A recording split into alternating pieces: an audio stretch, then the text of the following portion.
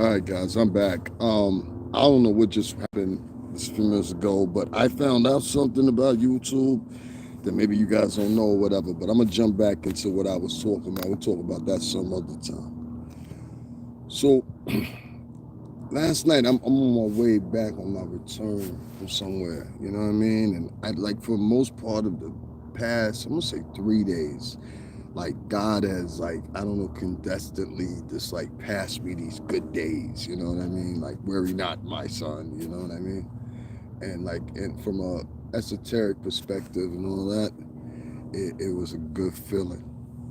But everything comes in multitudes of three, which has always been I don't know philosophized to a certain demeanor, a measurement since with the Latins and the Greeks.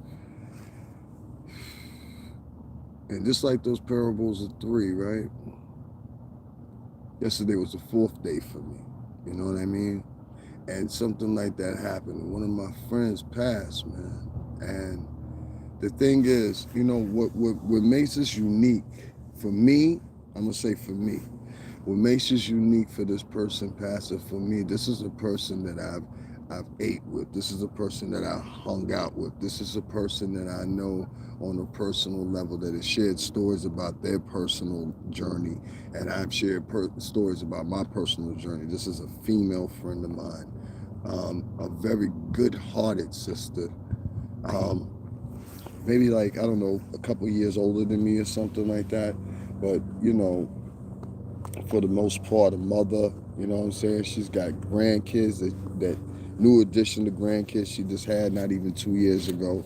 You know what I mean? That I've held in my hand, watched them play in front of my feet in her house and everything else. You know what I'm saying? Platonic friend of mine.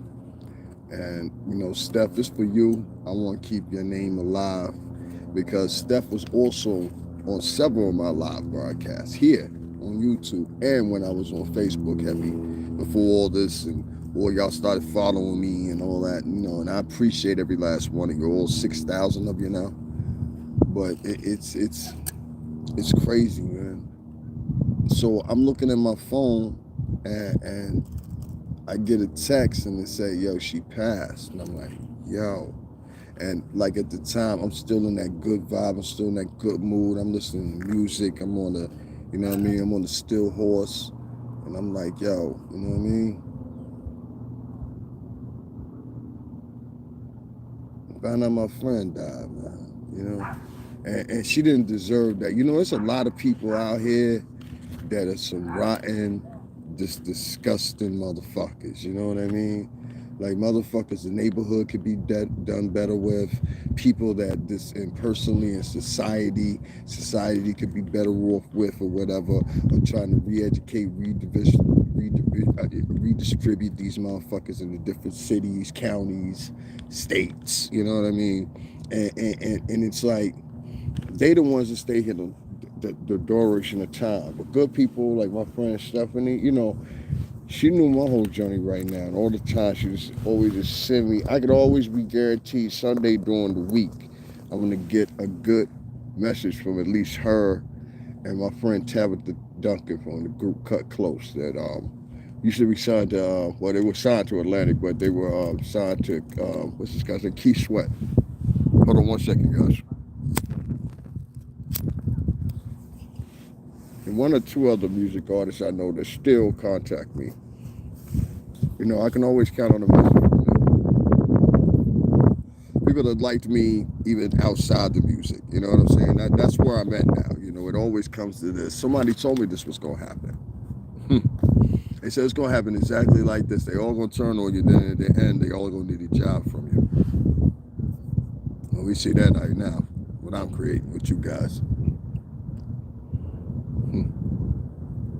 It's always the rotten ones that get to stick around, but the good people they get out of here every time. This ain't my first friend like this I've had. I've lost.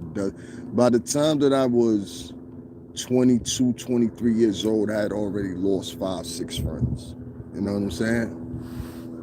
In one way or another. And this is my second Stephanie. That's why her name resonates like that. When I was younger, There was this other girl that I went to school with. She was half Filipino and half black. Her name was Stephanie. And she was raised in Jamaica, so she hung around a lot of Jamaican people. As we got older, and I was about 15, so she was like 2 years older than me.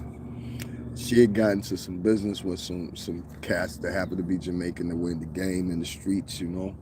And long story short, they found her cut up. They tried to set her on fire and a whole bunch of stuff. This is a pretty girl, beautiful. I had a crush on her. You know what I mean? For like 4 years straight, like I had a crush on her. Like whoever you might have went to middle school with, you may not necessarily go to high school with, and whoever you went to, like, you know what I'm saying, like PS, I ain't gonna say all PS school, but ISs, like those type of situations like that, like all of them, parochial, whatever you want to call it, they all went to like different middle schools in the end, different high schools in the end, like, you know what I mean? Sometimes it was rare in general just to keep having the same set of grades with the same person. You know, I went through 1 through 5 with this one, but I might go through 6 through 8 with this one, and I might go through 9 through 12 with this one, you know? So, like, it happens like that. They found her chopped up, and they tried to set her on fire. They never found, as far as I know, they never found the people who did that to her. They probably dipped, you know what I mean? Or got dipped. I don't know, man. I ain't gonna put her business out there, what was wrong with her. I ain't gonna say anything about her situation. I just want to remember her as a good woman. Always invited me in her house. Over in the BX. Shout out to BX. I miss the BX. I miss New York, the vibe, this period. Vibes out here where I'm at is cool and chill, but it's too tranquil and it's scary. It's so tranquil, it's eerie. You know what I mean? It's so tranquil, it's eerie, if that makes any sense. And it has nothing to do with here. It's just the vibe of the world. You see what I'm saying? It's just the vibe of the world. I don't know, man.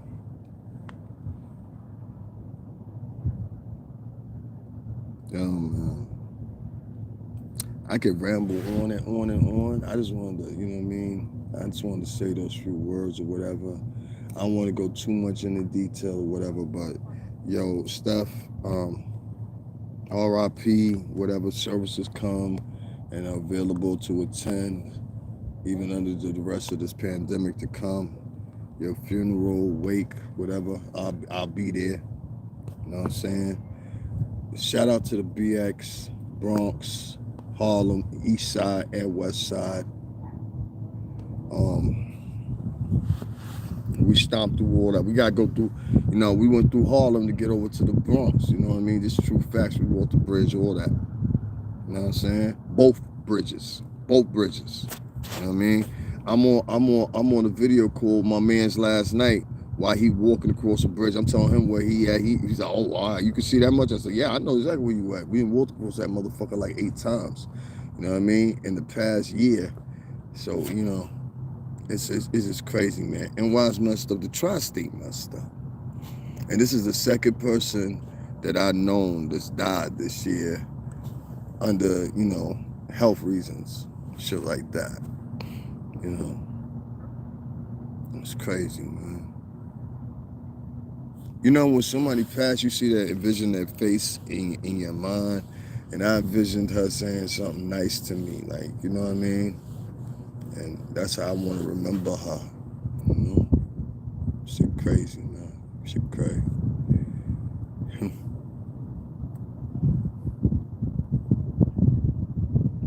Y'all hear that? It's like silent, right? Way different from when I'm alive in New York. I'm gonna go up to I'm gonna go back up to Trump Tower or whatever. That's gonna be my last live, I think, at least for a while, unless he happens to pop up or something like that, or worth of interest in conversation.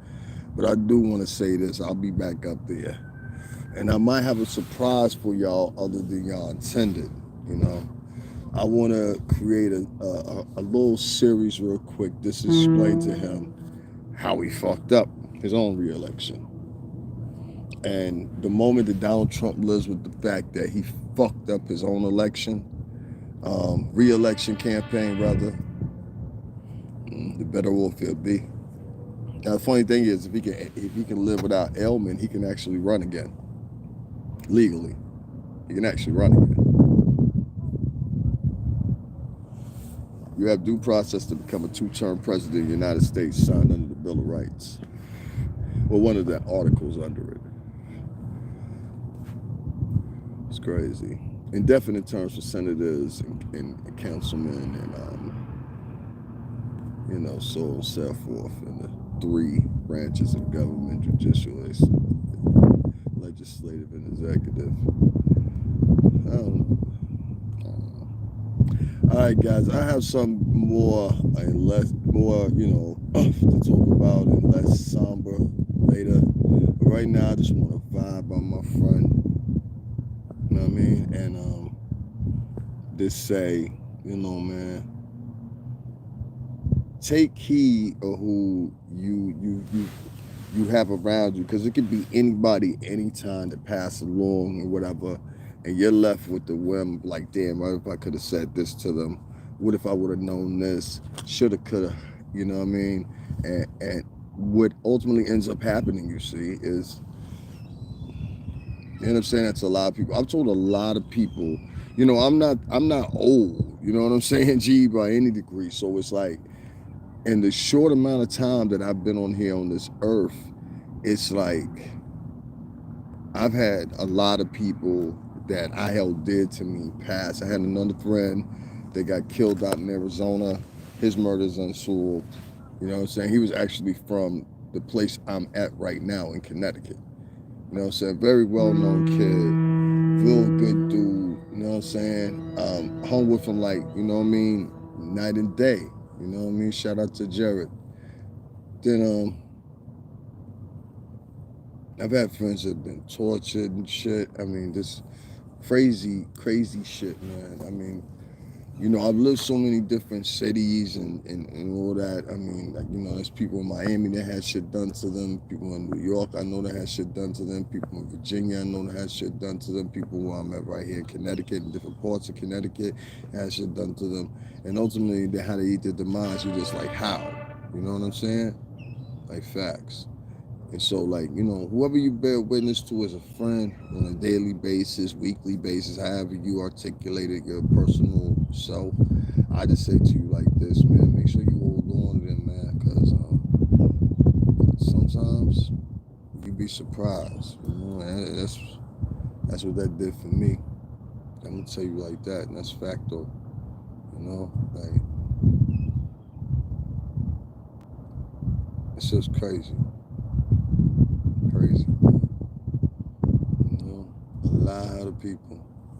And that's why I worry about my own solidarity so much, and that's why I go so hard on here so much. And YouTube and slow me down the algorithm here and there. I hear it changes as long as you keep posting, and and that's great. And if they do, I've already, began the beginning motions on being on different outlets anyway with this.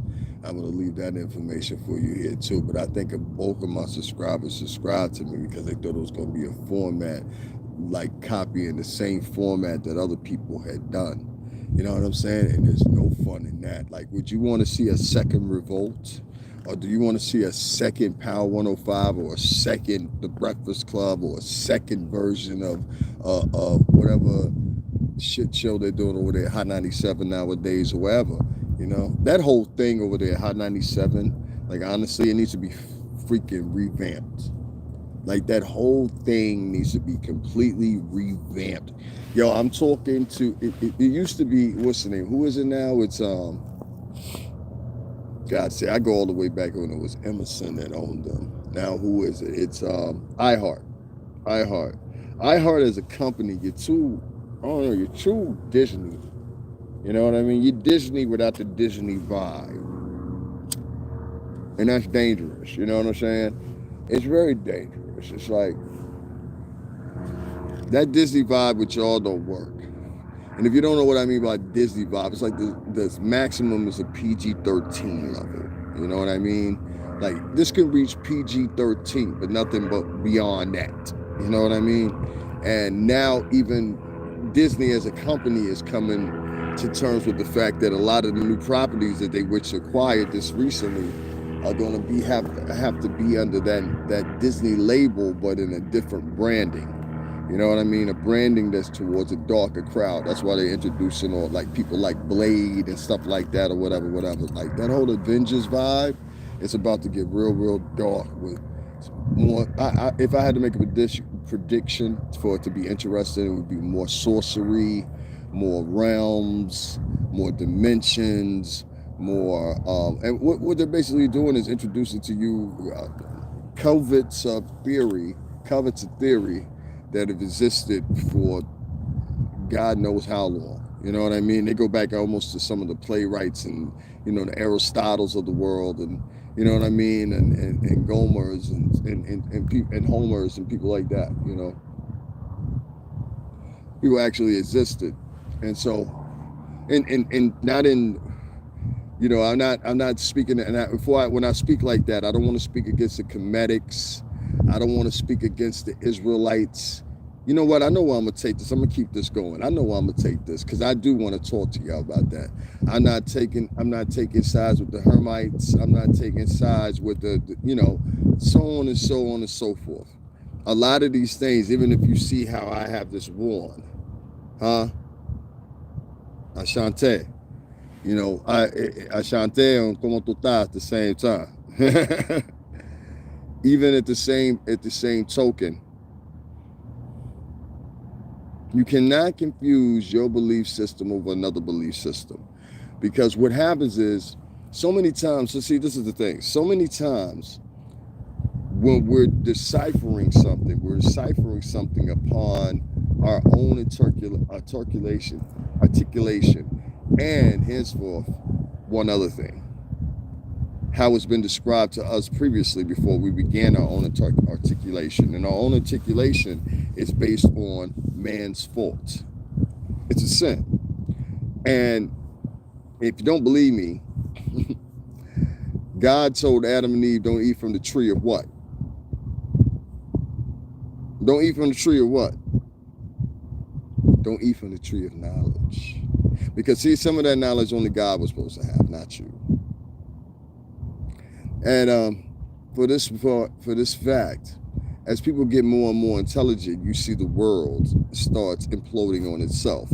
I believe that the biggest, interpolated in esoteric form, the devil which they spoke of, and you can stay with me, don't stay with me. You guys always want to claim you want to talk about stuff like this, and when I talk about it, then a few people start bugging out and leaving. But I'm going to tell you what I'm talking about in relation to the music industry. So if you like to stay and get some of this tea and all that shit, then you should stay right now. You know what I mean? I'm under duress right now for one of my friends now, and I'm going to give y'all some free information. So the way it translates with me is that the internet is actually the demon that you speak of, or the harbinger. Okay? The harbinger is usually a vessel or some wolf or some seams or whatever, and I believe that harbinger, the internet, has enabled a certain demon to come out. That demon is named, I don't want to say his name, but it starts with a B. All right? Well, this particular demon is a demon of narcissism. And narcissism is a production of pride. You understand what I'm saying? What you're doing with the intent of pride and dignity and things like that. But in the latter matter of things, what it actually is, it's a stepping stone for dominion, a stepping stone for basically cardinally officiating yourself as one that is over others, a dominion maker, if you want to say. And within this dominion in this realm, which exists on the internet nowadays, which this would be your own personal page here on YouTube, or your own personal page on Facebook, or your own personal page on Instagram, what these translate into in a demigod sense, because see, only a demigod can be equated in the world. You cannot exist as a god in the world. Those are by the terms. So Zeus cannot walk amongst the living, but Zeus can have a child with a mortal woman by trickery or implantating himself in a vessel or whatever, and having a child. This is how he's had these children that you mentioned. And back to Disney, Thor and the Norse gods and all that stuff. That's why they exist in that realm. It's to gradually teach you these things. Like, if you really want to learn like the philosophy that really the world is living by, because it's dictated by Christianity, you have to go back to the Gnostics and the Coptic Christians and things like that. By the large part, this is how the world is dictated as religion. I'm not saying that your religion is any less, even though the Islamic religion has the numbers, they don't have the influence. You understand what I'm saying? And that's the thing. Would you say, as a collective group of Israelites or a collective group of Haramites or whatever denomination that you currently are right now, could you march to the Vatican and have the Vatican admittedly hear you out based on any type of new, I don't know, what do you want to say here? Any type of new information you found, when you can go to the Vatican vaults and there's literally parchments from, I don't know, like the 1300s. They've got different, I'll try to find it again. I actually had this clip, and this clip is actually in detailing like all the stuff that presumably, and then some of the stuff that they actually show in the Vatican's vaults. And they have parchments and scripts and things that you probably never heard of. There was parchments in the script about Mary Magdalene. There was another one about Jesus' mother, and it was interpreted to other things. Some scripts from the Dead Sea Scrolls. Some things that were admitted from the Bible under Constantine, they under his period and during the Crusades, when he tried to convert basically Muslims into Christians. So this is what I say about Coptic Christianity. It has existed for a long time, and therefore it's had a lot of influence, not on just in your community, but in the world. This is Africa, Asia, you name it. The British ruled over China for 100 years. There was such thing as a British West Indian Tea Company that helped set up the colonies, and were basically ports of river, just like you see right here. Hold on, I'm going to show you guys something. Now you see this beautiful waterfront right here? As you can see, this is all for ships. See? And on the banks of these rivers right here, you have industry, you have businesses. These are all businesses. And right there in the middle, where you see that channel right there, and you see those other two boats coming in way out there, that's actually a channel. And that channel can go one of three places. It can go take you ultimately out to the Atlantic Ocean, or you can go left, and that'll take you towards Long Island and other places, or you can go perpendicular right, and that will take you to another group of set of islands. Over here, you'll see there's another ship docked, and then there's a business. Right there, you'll see this, where is it at? There it is. See that bridge right there? That bridge actually swings, and that bridge allows the train traffic to come in, and then it'll swing and let boat traffic go out and dock and stuff like that or whatever. So, let me turn this back around. The reason I showed you guys this is these are all products and vehicles of industry. You understand what I'm saying? And they exist as pre-existing to today. So these things were just erected in 2020. Previously, 100 years ago, 200 years ago, 300 years ago, to be specific, the town that I'm at has been here since, I believe it was 1614, 1626, the place was incorporated, 1600s. So it's been here a long time. It's part of the second batch of 13 colonies, adjacent to the original batch of 13 colonies. This is why this is the New England states, and then you have Dutch New York. Two totally different places. The accents are the same, customs are the same, slang are the same, but sometimes the words and names are different. So you're living in a world right now that has been heavily influenced for not only generations, but centuries of a Coptic Christianity, and a brand of Coptic Christianity that's been pitched to people, and to make them do certain things, make them enact certain ways, and make them have certain ambitions, which would therefore not be seen as holy in the pearly gates. Most would say. reading on the doctrine we have, but the doctrine we have, once again, is under the influence of people's articulation. So depending on how the preacher articulates, 1 second, guys. Depending on how the preacher articulates to you, is now basically the way that you will, or some brand of fashion, articulated to the masses. So when going back to when I say you have your own dominions and thrones, when you're within these realms of these internet spots, meaning this. If I'm on Instagram and I'm preaching a certain brand of whatever, you know, whether it be salaciousism, or whether it be comedy, whether it be gossip, whether it be, I don't know, narcissism at its finest, body positivity, whatever moniker I'm using under there to basically express myself as the front runner and leader of whatever said fashion. Therefore, I'm setting up a dominion within this place, and that dominion gets followers, just like a church. This is how this works. And what happens is, like, you'll get like me and get 6,000 something followers on YouTube, or get like some other guy and get, 10 million or 60 million, or, you know what I mean? However many people follow you, views, whatever. Now you have an eruption now of dopamine if you're not prepared. And that eruption of dopamine that happens in your brain, your cerebral cortex of your mind, this is scientific.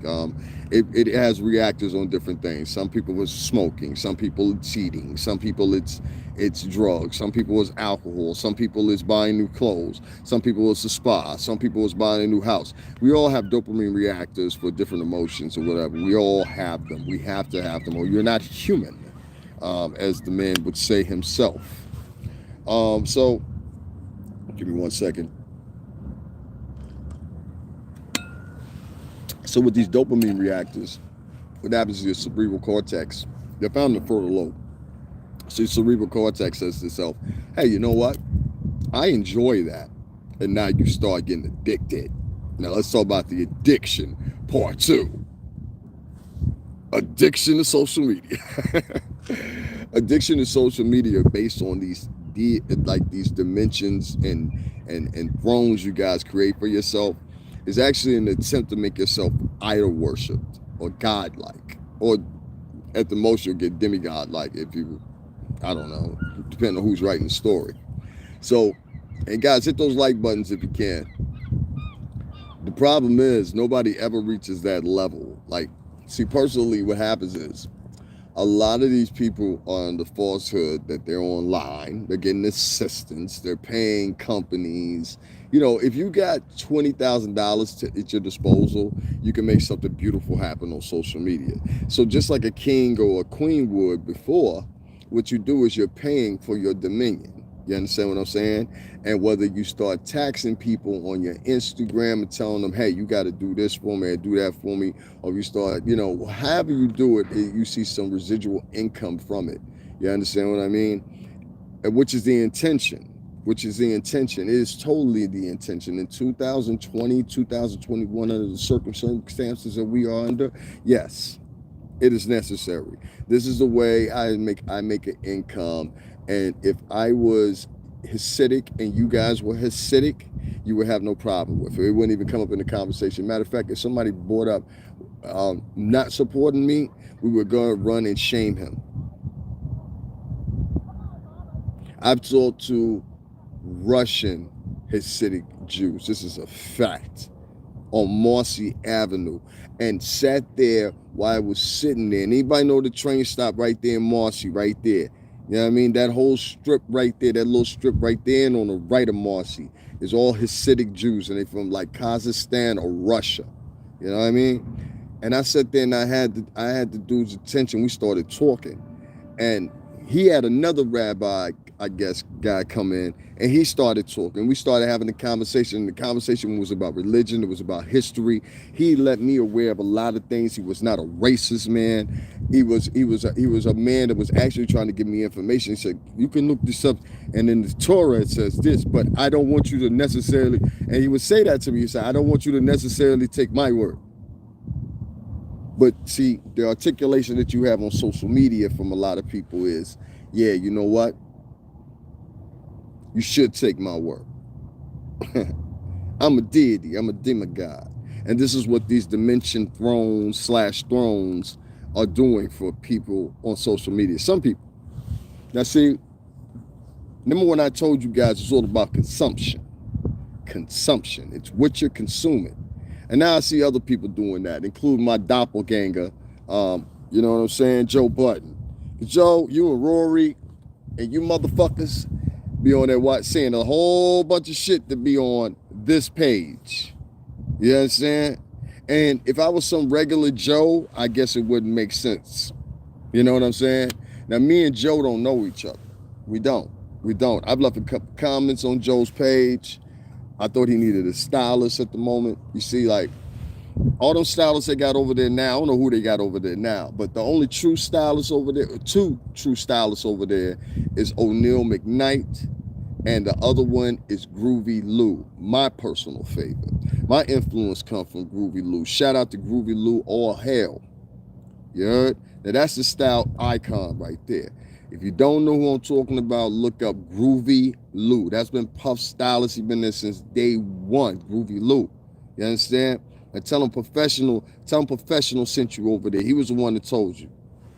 Groovy Lou. If you want to see style and that, all that stuff Groovy Lou they doing now, like they'll all be like the dread or whatever. Matter of fact, that episode that everybody make fun of Puff because he was like the kind of like, hey girl. It was that episode with him and Jadakiss. It was Jadakiss and Fabulous. And I don't know, he said something funny, but remember the guy, y'all was like, yo, the dread was even like rolling his eye. That dread, his name is Groovy Lou. He's a stylist. And he owns his own fashion company too, along with Misa. Misa Hilton is Justin's mother, Puff first son.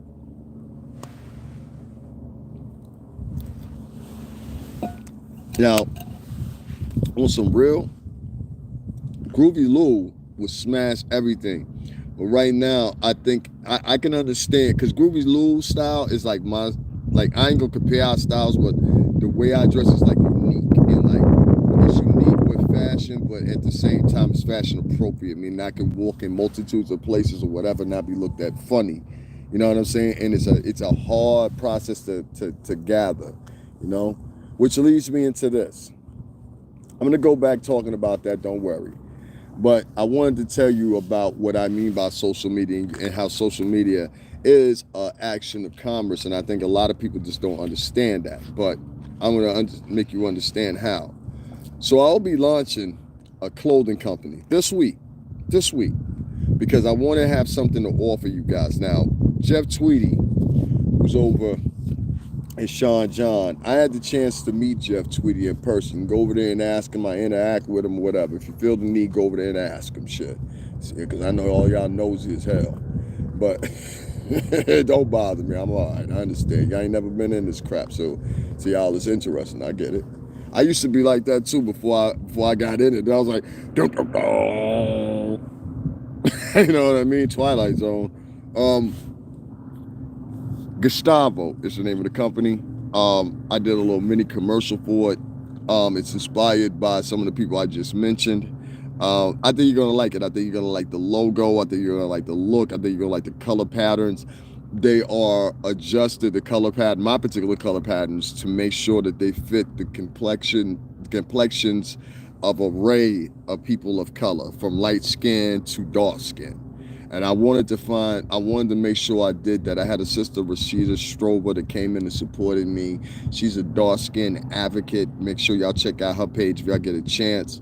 And she's a black dark-skinned woman's advocate. And you know, she not only donated, but she also helped me along. So I appreciate her very much, and I will be back over there to check her out. I just haven't had time or whatever, but I've been working on that. So that's why I haven't been going as live as frequently and everything like that, because I've been using my spare time creating different designs, different color palettes to, you know, see how they work and match or whatever. And the way I'm designing them on the software that I'm using is right in front of me. So as soon as I change something, I get to see it right there immediately. It doesn't take a minute, 2 minutes or whatever. So I figured, along with the links, you know what I mean, I also give you guys something to purchase. And that's why another reason I made mention of Boyce Watkins yesterday in his interview I seen with the young man he was interviewing, which was, I liked what he was saying because he said something. He said, at least create a product. And he was talking in reference to Umar Johnson, you know what I'm saying? And forget Umar Johnson, because one of his mans came over here, donate to Umar Johnson School instead.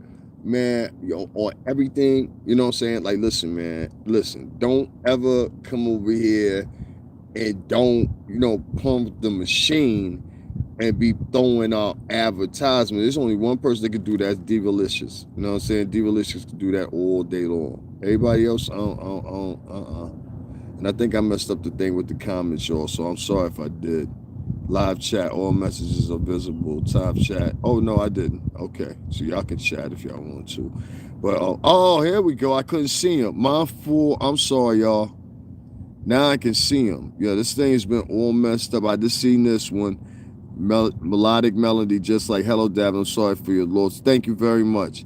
It's amazing how we as people get tricked out of our own power and divinity. I absolutely agree. No, I never knew Wolf. No, I didn't. I was around when that whole thing happened, but I never knew. I had just gotten there. Like maybe a year prior, a couple months prior. So I didn't know Wolf. I wasn't there early enough to go on a relationship with him, I guess you would say, or Gene Deal and nothing like that. Like those the OG bad boy dudes, you know what I mean? Like they older than us. That's why I keep trying to tell y'all, like them dudes is in their like mid 50s, and some heading to 60. That's not my age range. Hold on one second. That's not my age range, so you know what I'm saying? Like, I don't know Wolf. I never knew Wolf, excuse me. R.I.P. to him, though. Yes, don't rush your great work. Thank you very much, Humbly Melanated. Thank you. Yeah, I wanted to do that because, see, people of color, even in the islands, everybody comes in different complexions. And then, the white palette comes in different complexions, too. Some will call it everything from pasty pale to milk to, to orange sometimes, And so we have to accommodate all skin tones. And there's certain colors that work with other colors that just unilaterally, no matter those 5 skin tones and everything in between, is taken care of. Does that make sense? So I wanted to make sure I definitely had something for dark-skinned women to wear because I don't want them to feel alienated. And I think they're alienated market personally. I quick story. I had a woman that was Haitian, and I had a daughter by her. She was from Port-au-Prince. On parlait. Ça passait, mon frère. Pas de musée. On va payer, oui. Shout out to my French and Haitian people. And honestly and truthfully, she gave me a beautiful dark skin. When she was dark skin, she was just as beautiful as hell. I still think she was like half Dominican and half Haitian. I don't know why I think that, but I guess because the mother looks have like Dominican to me, so I think that's why I thought so. I think the mother was like half Dominican and half Haitian. I'm pretty sure. And her father was a dark skin man. I knew him.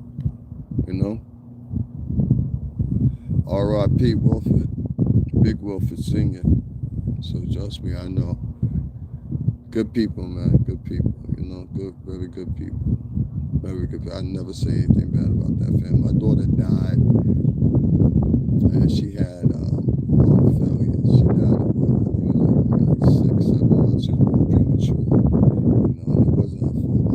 My girl, she's a skinny little girl. You know what I'm saying? She was small. But this beautiful. I seen her not too long ago. Still a beautiful woman. We're always cordial with each other. I never say anything bad about her. Never anything bad about her, ever.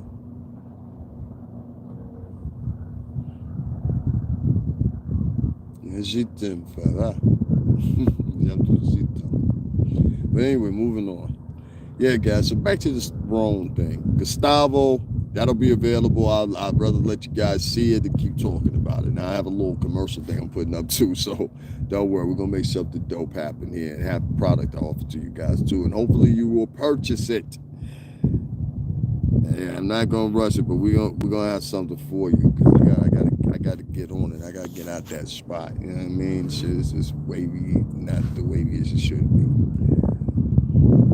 When you're talking about these things, like I was telling you guys before, and hit those like buttons, guys. When we're talking about these things before, about these specific drones that basically exist on the internet, they're designed to make you feel like you're in some point of, like, I don't know, some point of a dimension or something like that, or some point of hierarchy based on your likes, experiences, or whatever. But the point of being is this: no matter how you try to become something that you're not on the internet or in society, it'll always catch up to you.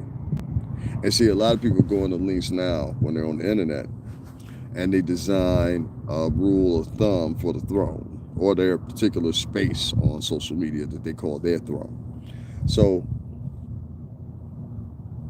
if any of you guys ever seen Lord of the Rings or The Hobbit, by the action movies and the books by J.R. Tolkien, it if you ever experience that, there's this one scene where there's this dragon and he rules over his dominion basically under I guess basically a kingdom that he snatched from the dwarves. You know what I mean?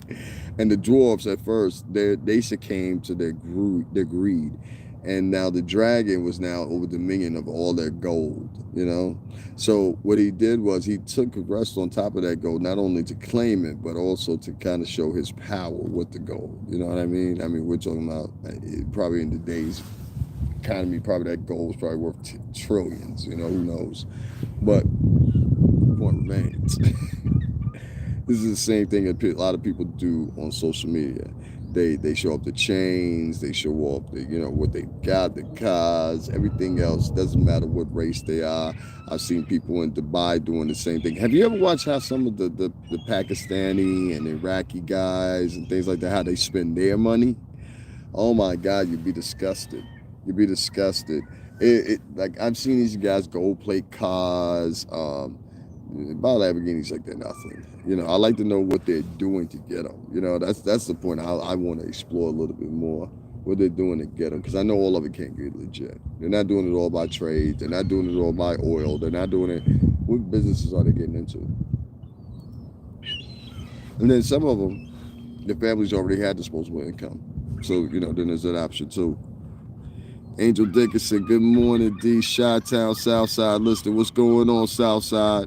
Already. Melodic Melody, what she say? I think people of color should really understand the power of music, how sacred it is. Maybe they'll be able to understand why they attack on music. Music has always been used to influence people historically. Thank you very much, Angel Dickinson. People historically have always used music in one form or another. I mean, like, okay, even if you go back to the battlefields of like the Vikings or the battlefields of Africa or the battlefields or wherever, you will always see there was an existence of music. And the music may be a drum beat, the music may be a horn blowing, but as long as those horns and everything else is blowing in the signal of notes, then therefore it is a type, a waveform of music, of music sonically. So at that point, it is meant to invoke an emotion. So when a horn was being blown, even with King David, horns being blown, even with the destruction of Sodom and Gomorrah, there was horns blown in heaven. Sound has a very ending effect.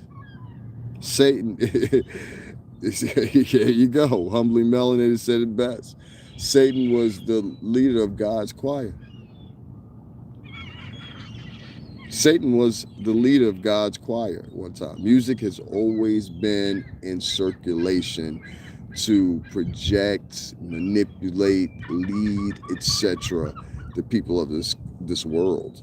And if you don't understand its origins, you don't understand its genesis in many different formats, you'll never get it, And being somebody that worked in that business for 16 years and worked in the offices and everything like that, this is the biggest break I've ever taken in my life. Like literally, you know, and it's different, definitely different. I like being out here in the suburbs, and I'm definitely humbled by it. It's very different than New York. I find myself when I do dip back to New York here and there, I've never lost beat. You know what I'm saying? Like I actually kick back into gear, but those outlets because of this pandemic are not there. Nobody's touring right now. Nobody's performing right now. There are no clubs to go to. There are no socials to go to. You can't even get into studios in New York right now. You know what I mean? That's a fact. Music has always been there historically to manipulate and lead people into some different way, form, or fashion, or invoke some type of fear, invoke some type of pain, invoke some type of good feeling. The harpy sung music, the fairy sung music, the Greek gods sung musics and songs and hymns, Valhalla and its reaches sung hollers and hymns. Everybody on this clear earth from Africa to the chantings of Zulu warriors and Shanti priests and princesses and everyone else had a song throughout history. I think even if you go back, you probably find some songs in Genesis and creation, you know.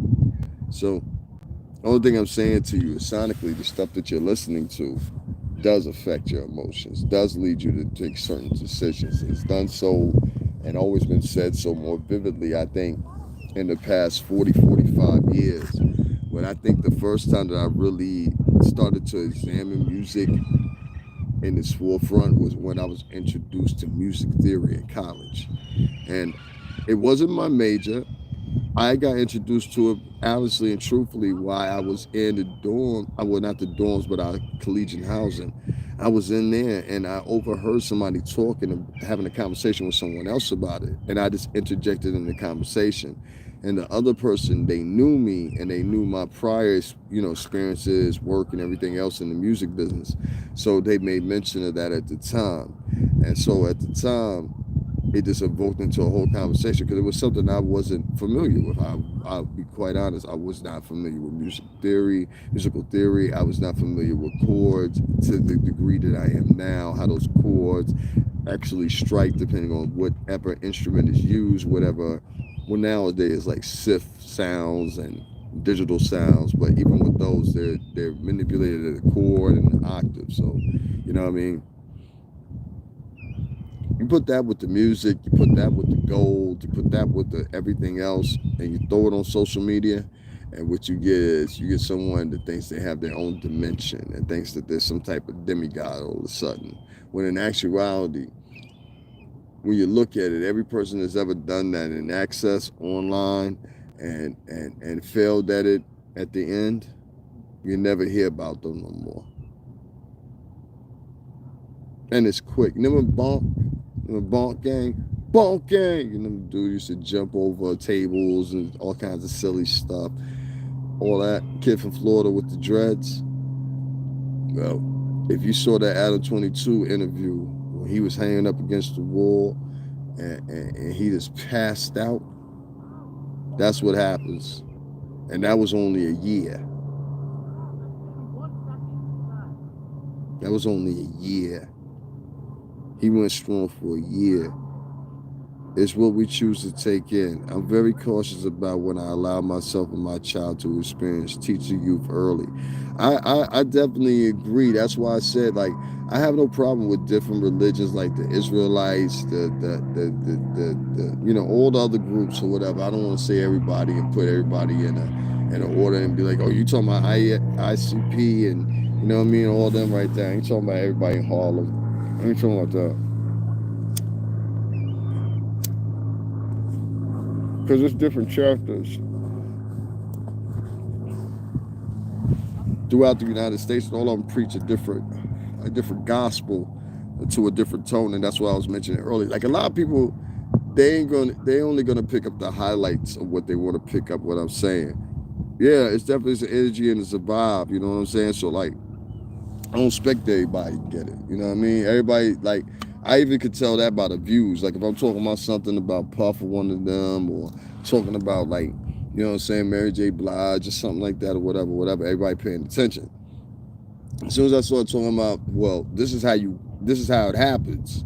You know what I'm saying? And I'm giving you like the exact, all the answers that y'all want, y'all literally got motherfuckers right now. I just said what I said about Joe Budden, but Joe Budden has the same reality I do. That reality is we got to tell them, but we got to tell them on a frequency they can hear it, but we ain't saying it actually directly. Because if I actually say it to you directly, well, this is what's happening, then it gets crazy. So I don't want that, because then that's taken out of turn. You know what I mean? So if you follow with me, you follow with me. If you don't, you don't. But I appreciate y'all hitting the like buttons. And in the description link, there's all my information or whatever. Make sure y'all hit that up too. Let me get a coffee, something. You know what I mean? But literally, the sonic, I don't know, sound that you guys have been hearing for probably like the past 8-9 years. And these kids are basically erecting their thrones on social media behind them, those same songs. Well, if you look at the turnaround that you get out of that, 4 rappers in a week and a dentist in Texas. And then Texas, let me tell you about Texas latest. I'm gonna throw it up for you guys too. So this recently in Texas, they got another dude down there. I can't exactly tell what he is, but it was another guy this weekend, and he actually was labeled a serial killer. And he bumped off a total of 5 people randomly. They had video of him pick. Let me tell you something. I guess that because you guys saw the Mo 3 suspect footage I threw up, right, for y'all to check out. If you didn't, go down below and just check it out. Just hit my videos and it'll come right up for you guys. Get that a view, give it a like, give it a comment, share, etc., etc., etc. That guy that we're talking about, they had video of him, and they had photos of him. So the camera system that they got down in Texas must be remarkable. Like, you know what I'm saying? Because this guy, they have video of him. Now, in one incident, he pulls up against this guy, and the guy, by the picture, it looked like he was African or maybe European. You know, it's a certain look to Caribbean, European, and African men. Thank you very much, humbly melanated. She says Stringerbell 80, Stringerbell, $, 80 is my cash app. Yeah, I appreciate that, guys, all the time, every time. Yeah, can you hit that up, please? This time they had video footage too, and they had video footage of one guy. He pulled up against his car. He was in a black Tahoe Jeep or something like that, and he just shot through the window. You know, and from the driver's side to his driver's side passenger at an elevated level, so it made it, I guess, easier for him because he's at an elevated level at that Tahoe. That Tahoe looked like it was lifted a little bit, so it didn't look like it was factory. It looked like somebody had done a little slight lift or something with the suspension there, but it definitely had a lift on it. They don't come off the lot like that. So yeah, he had a clean shot and he killed the guy, shot him right in the head. Second victim was a kid.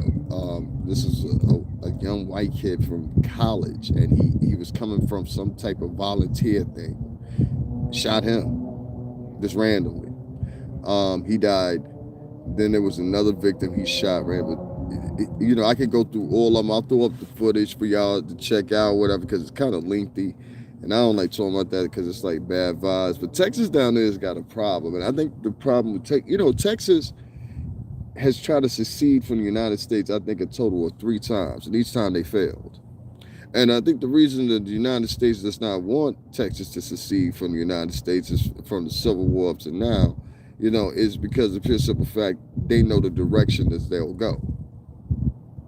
You know, so you got 3 things that's bad down there. You got a lot of money that's down there, old money. And then you got a whole bunch of, you know, old conservative. See, the conservative Republicans are cool.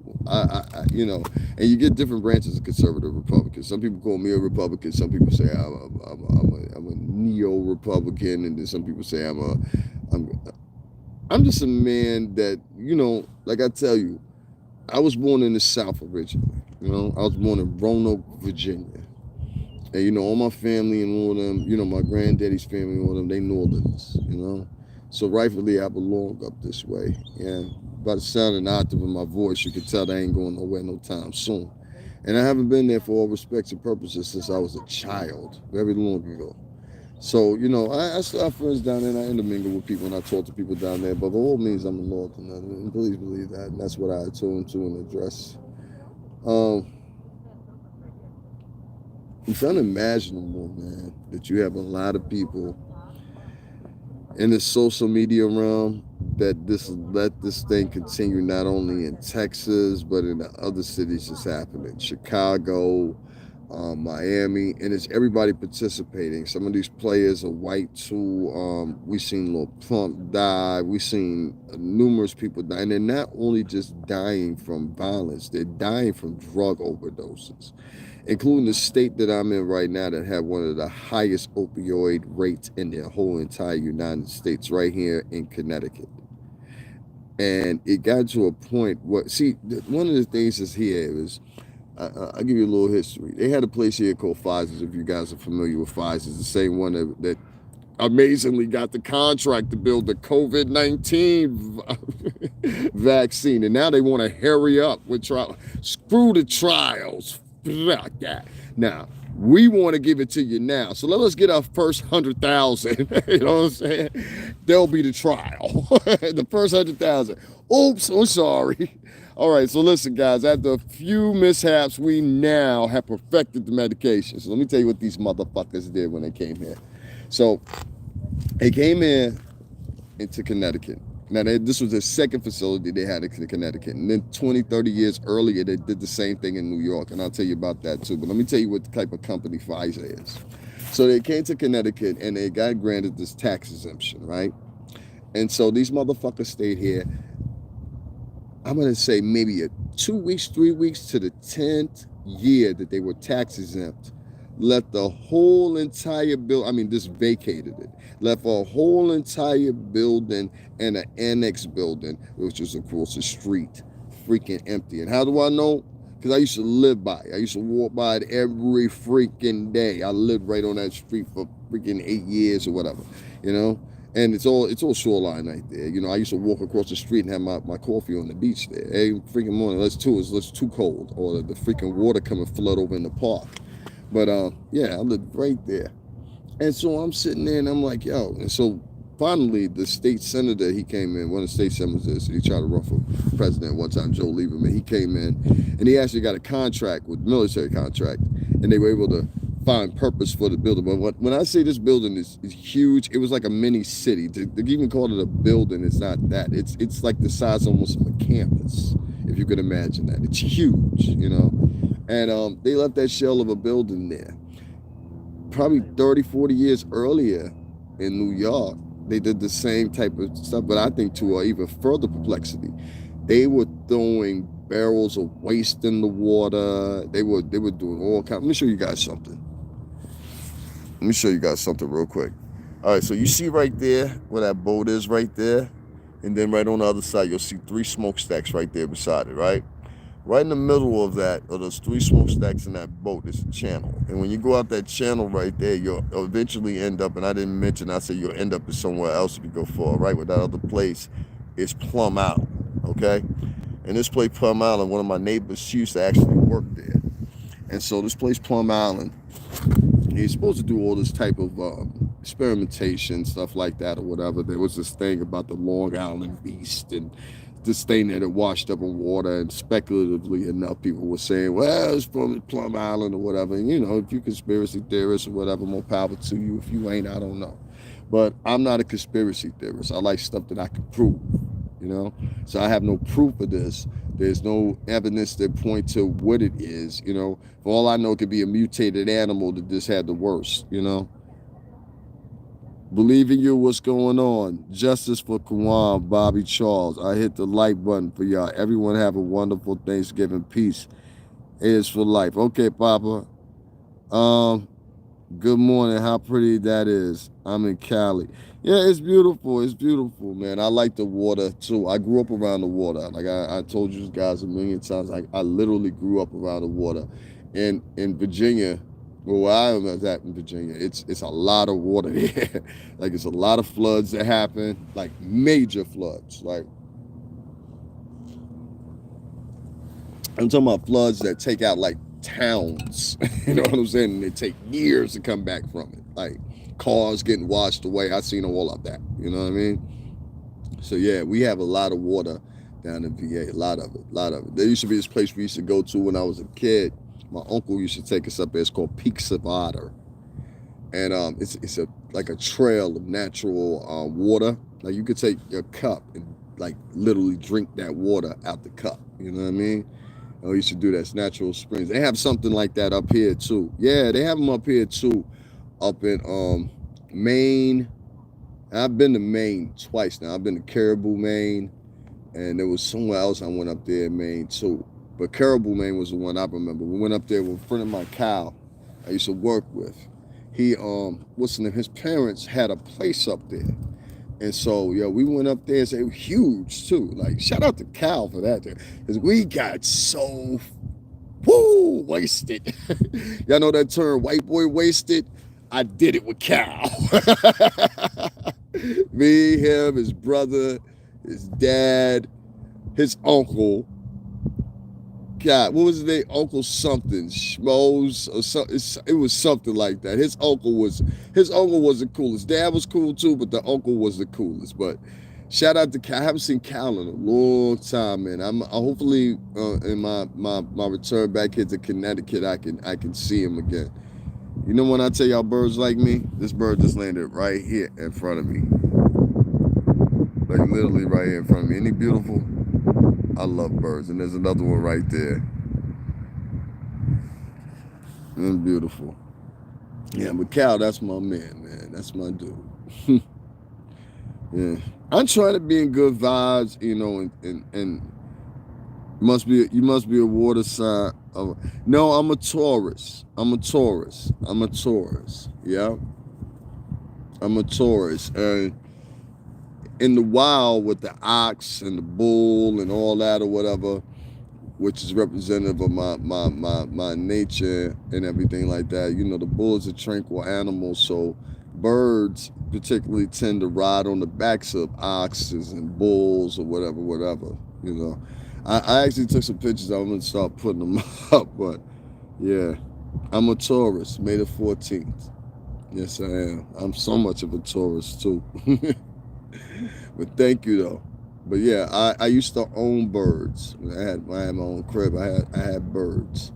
I had a couple of birds. I had a cockatiel and I had two parakeets. The cockatiel is a little bit shorter than the cockatoo.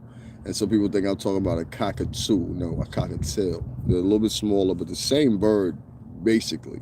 You know what I mean? But some differences. A cockatoo can be pretty damn tall. Oh, okay, I birthed a Taurus May 12th. Y'all are tough and stubborn. A little bit. I'm April 24th, twin. My mother's is April 17th. My mother's an Aries. But yeah, twin flame. My ex, I love birds myself. I own them, you know, 3 times in my life. So for some reason, that's my animal. They like me. I have some videos I'm gonna put up for you guys. If you make sure you check it out. I put up one when they were out here, but usually I feed them in the morning. But I'm trying to work out a little deal with one of the guys at the store. And so when he gets like stale bread and shit like that, I was like, hey, just give it to me. I give it to the freaking birds, you know. That because someone is it's nice right now, but some mornings when you come down here, it's freezing, you know. And the birds, they're looking for fish, but it's a whole bunch of them down here, you know. Like, and it's 3 different types. Like there's like, okay, like these guys right here. Let me show you something. Hold on, let me turn this around. These guys right here, these are not seagulls. These guys are like more like mallards. You know what I mean? Or kind of like, I don't know, what like a dove in some cases too, but that's not what they are. You know what I mean? The seagulls are here too, but these are different species of bird. Then if you see right there with this guy out here, let me see if this will zoom in. Yeah, if you see out there on the water right there, that one right there is the same thing. The other ones, and then there's doves, and it's quite a few species of them. It's not just 1 or 2 of them. It's a couple of species of birds out here. What did you say? I fed the cats and the birds. Give bread to most of the time. Birds see too high. Yeah, hell yeah, it is. My father raised pigeons. Yeah, yeah, depending on what kind of birds they are. That's true, because different birds eat different stuff. If you can get a smaller bird, you usually luck out a little bit better. That's why I got a cockatiel instead of a cockatoo. And a lot of them are susceptible to different stuff. You know what I mean? Some of them are perfectly fine if it gets a little cold or something like that. Well, some of them will just their wings. It's some type of what's the name that's underneath their wings that's got like oil or something like that that they secrete, and that secretion goes into their what's the name their feathers, and that enables them to stay warm on one term of the sense or something like that. Um, yeah, I love birds. I do, man. I really love birds. We got to get these. Going back to the original topic here, guys. We got to get these kids out of. I've always wanted a cockatoo. I follow them a lot. I just have all the resources to own one yet. They are toddlers. They can outlive us and need arrangements made. Yeah, that's right. The average bird, I don't know if y'all know or not, like my cockatiel was gonna live to be like 180 years old. He was gonna outlive me. You know what I'm saying? Like real talk. They can go through 2 or 3 owners because of their lifespan. I think it's a parrot that lives to be the oldest. I think it is. And I'm talking about a parrot. And there's a specific brand of parrot too, but they live to be like 220 something years old or something. They have one on record as being. So yeah, it depends on what type of breed they are too. Some breeds they don't live as long as others. But yeah, there are definitely bird breeds out there that live to be 150, 180 or whatever. But my cockatiel, I think yeah, he had a life expectancy of like 160 or something. So he well would have outlived me. The shots of water, I wish I was there. Oh yeah. Here, you want to see that again? Here you go. Hold on one second. I'll turn the camera around. Give me 1 second. All right, guys. Did y'all want to see? Why'd you tell me I wanted to see the waterway? I would have showed you. So that right there, that's one of the ferries that goes out of here. I don't know what their situation is on Saturdays. And then this is basically just the water right here. That's a channel that leads out to Long Island and Plum Island, a couple other places. That's a dock ship. I'm not sure if that's decommissioned or is it sitting there. And see that right there? That's a flock of seagulls. And actually, I don't think that's seagulls. I think that's a group of mallards of some type.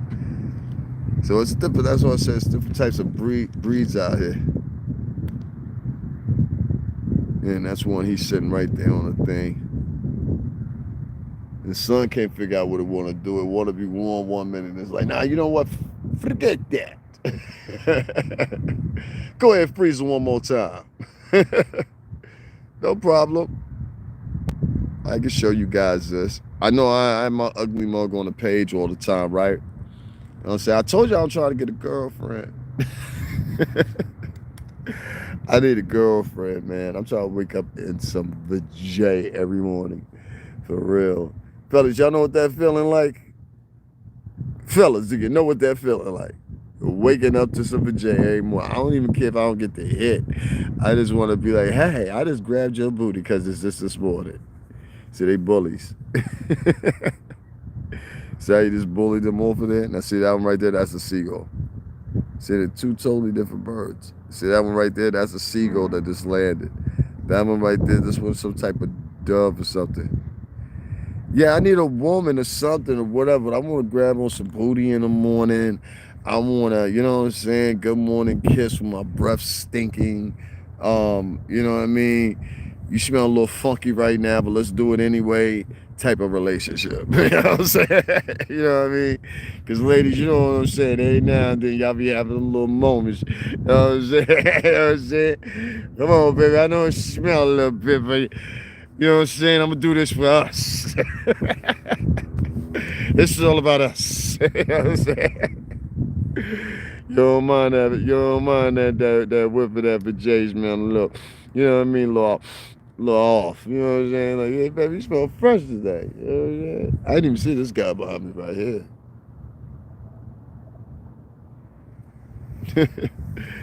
And then the other guy, he's laying down literally. I'm trying to tell you what happened. It happened, man. It happened. Ladies, come on. Like, let's be for real now. You know what I'm saying? Because I done had a musty day or two in my life, too. But I done been like, hey, look, babe, I don't know if you want to do it. Let me go in the bathroom real quick. Let me just go bathroom. Let me go to the bathroom. I'm not hiding nothing. Here, you want my phone? Take the phone. I'm turning it off, though. I'm turning the phone off. But here, I just want to go do something. You know what I'm saying? Don't go nowhere.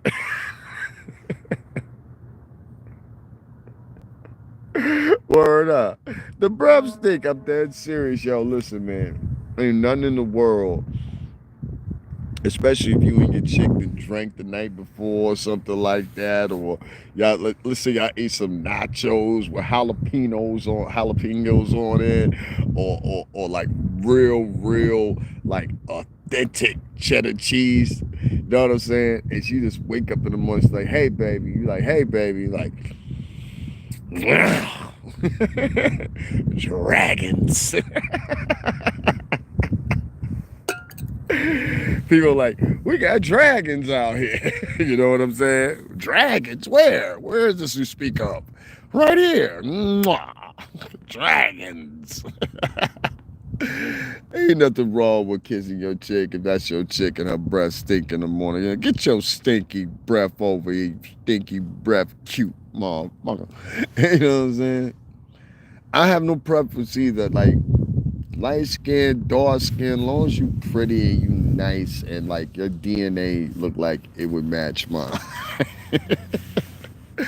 I'm a real high advocate of DNA swapping. You know what I mean? Like, I don't want my kids. Like, you see, a lot of women put so much stuff on, you don't know what they really look like sometimes. You know what I mean? And that becomes a problem sometimes because it's like, all right, can I just see what you really look like one time? You know what I'm saying? I mean, without the accessory, I'm black, white, Spanish, whatever girl, because you all do it. There's a lot of Spanish girls running around here that got no eyebrows. We ain't want to talk about that, huh? There's a lot of white girls running around here that's short haired, you know what I'm saying? And you don't even equal up to Becky, and your name Becky. You see what I'm saying? Running around with throwing hair extensions in your shit, and you're getting away with it better because it match your hair type. I know all the tricks. There's women out here running amok. You know what I'm saying? All kinds of fake accessories. I come from a time where it said way from fake breasts to fake butts. You know what I'm saying? Hey, women, y'all need to stop that because y'all out here, you know what I mean, dying over these butt injections. You know what I mean? Like, there's women actually dying over butt injections. I personally know of a situation that I wasn't linked to, but I know the person that was involved, and this was Pebbles the Body. Now, if y'all don't know who Pebbles the Body is, she used to be in K Slade's magazines, for Straight Stunting magazine, all that, whatever. And for all mistakes and purposes, Pebbles the Body was a pretty good-looking woman. And she ended up getting in cahoots with, I guess, what we now know as a transsexual from Atlanta. And this cold-blooded motherfucker was injecting the girls with Fix-A-Flat and cement. Now, I don't know how much in debt the Pebbles the Body knew, you know what I'm saying? But it was enough to get her convicted, nevertheless. And that really hurt my heart right there because I got pictures where I put up a picture of me and her together from out in Arizona that year. You know what I'm saying? That was the last time I ever saw her. And I had seen her the 2 previous years before that, and it was always nice and it was love. You know what I'm saying? So, it was a beautiful thing. Candy involved the scenery in your voice. Thank you, sister. It's just crazy because I was like, yo, Pebbles the Body, like, literally set the foundation for a lot of things, man. I think she was among that, her, Buffy the Body, that whole role with Pinky, that whole rollout of them girls right there. I think they were officially the last actual, I don't know if you want to say pinup model types or like official girls. You know what I'm saying? Thank you, mama. You know what I mean? But like, they were the last it girls for me with a name. You know what I'm saying? Like, and a lot of them girls are trying to live that out right now, dealing with Love and Hip Hop and other little shows that equal around that. And that's what it really is. It's like, to me, that those shows are just like basically, yeah. She had the crazy, like, yo, that thing really looked like that in person, man. It was crazy. It was like, you'll see me in a picture, like I got my hand right over top of it. So I'm touching it, but I ain't touching it because I didn't want to be like, you know what I mean? I didn't want to be, obnoxious or nothing. So I was just like, I was touching it, but I was right around, but you can feel it. It's a difference to it. The dexterity of those fake butts is just like, it's not very attractive. There's a lot of girls in the Bronx. They go to DI, they go to Brazil, and they get them done. They come back, and it is like, some girls you could tell. I think the best ones are the ones when they do the fatty injections. I just want to walk with you slow there, holding your hand. Well, Candy, your boss, you ain't got no picture of yourself, so I don't know what you look like. You know what I mean? I really don't. But if you got some pictures or something, send me a link. Yeah, IG or something, hit copy and paste. You know how we do. I like to see what you look like. I wish I had a girlfriend to do that with. I don't have no girlfriend to do that with, unfortunately. Maybe never will. Yeah, it's huge. It leads out to the Atlantic Ocean. That's where see that shit right there? That's where it's going. It's going to go right out that channel. That's why I wanted to show you. That's why I finally caught one so you guys can see where it goes out to that channel right there. Yeah. I keep it on the water for a little bit. I see you guys like the water like me. I'm sorry I was neglecting you of that. They put these girls on these shows, man. And those girls, in my opinion, like I said, were the last batch of it girls. And now they're just made a mockery of, via Love and Hip Hop and other shows. I think they made a mockery of. I think their legacy is you got me, babe. We could pretend until you find real. We could pretend until you find real love. Nah, I pass. I ain't trying to pretend with nobody. I'm not an actor or an actress. You know what I mean? I'm not an actor who likes actresses. Excuse me. Don't be pretending with motherfuckers. You know what I mean? Yeah, she ain't got time to pretend. I had to stand up. I'm sitting on this little shit. They don't make chairs and stuff for tall people, man. It's a goddamn shame. Maybe I need to get into that business. Start making chairs for tall people. You know what I'm saying? If y'all see me wild, that's because I'm working my legs or whatever. I'm always doing that anyway. But, yeah, they don't make stuff for tall people. They only make stuff for moderate people. Tall and big people be having a time, which, man, listen. I'm tall. Yeah, I'm tall, man. If my man can't be attracted to me all natural, we not for each other. I wear light makeup at times, not too often though. I love my natural beauty, my melanin popping. That's what's up. Oh, hell yeah. Candy, your boss, you a trip. Nah, I'm just saying, you know what I'm saying? I get it in, you know what I mean? I hit with you and all that, you know what I'm saying? Like, I'm not listen, I'm not no little kid, pardon me, y'all. I'm not no little kid, so, you know what I'm saying? Yeah, I knocked the bottom out of you. I hit and anything like that. But what that lead to after that? Everybody hit. Everybody have sex. I'm just saying, like, what it lead to after that? Are you going to want to continue that? Because, so many women nowadays are like, I don't want to do nothing else. I don't want no boyfriend. Now, you want a motherfucker. What you really saying to me is, I don't think you spending enough on me. But this is what I'm doing right now. I don't think you applying yourself, Davin. That's what she gonna respond back to you.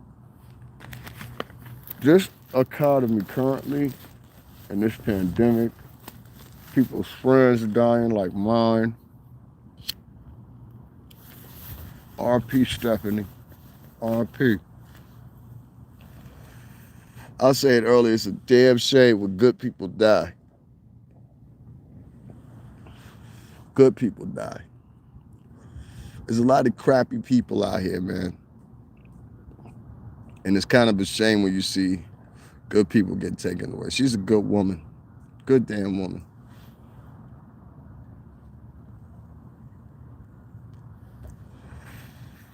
And I don't know the details.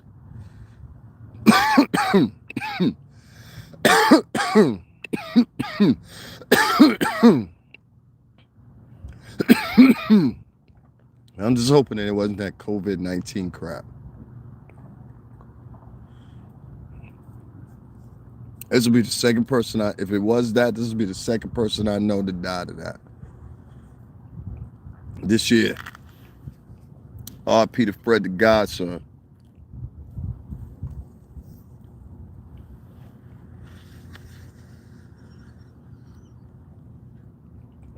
Somebody I was around. I don't know if y'all know this or not, but my ex-Walter, when you see on my page that I keep putting up his videos, y'all make sure y'all support Prez too, man. Prez didn't do me greasy, you know what I mean? So make sure y'all support him. But my boss, Prez, he managed Fred first. And in all regards, I would say he got Fred his deal at TBT Records. So same thing goes for Shells. Same thing goes for Jacquaid.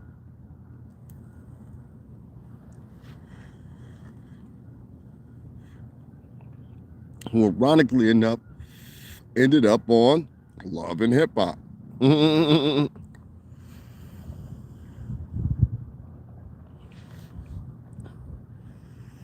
It's crazy how the system works. Real crazy. It's crazy ass weather up here. Got me sick one minute. I'm all right the next minute. I just got a little cold and shit, y'all. It was fucking raining up here a little while ago.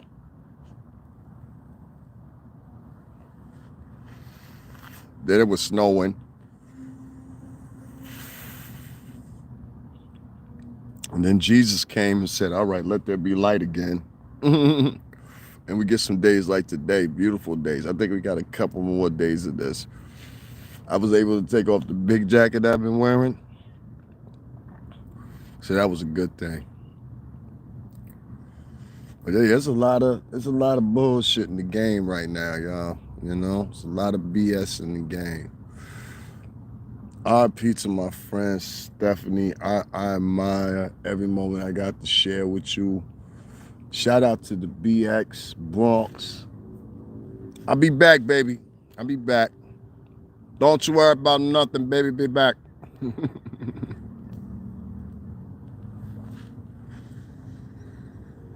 I miss the X, man. You know, one of the unique things about the Bronx is everybody can walk around looking like they mad at each other and everything like that, or whatever. Let your apartment catch on fire or something. You know what I'm saying? Everybody comes out, at least see if they all right.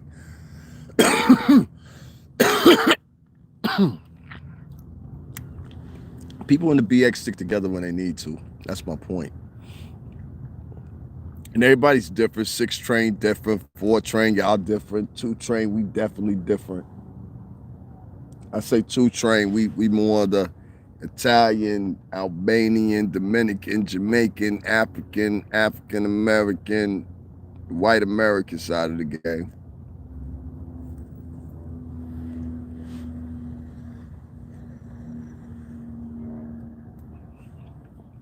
That's how the borough is. We all different on them train lines. Now they talking about shutting down the train. I'm talking about, yo, it might be 40% less service if they don't get the stimulus money they need. They talking about they need trillions. I mean, like multi-billions for MTA. MTA is trash. Oh, I'm here to tell you. And a lot of the workers that they got is trash, personality-wise. I've seen people, I've recorded people. I'm going to throw some of them up. I've recorded people from MTA talking nasty to the public. Not to myself, but just to the public. I'm like, oh, hold on, let me record this shit.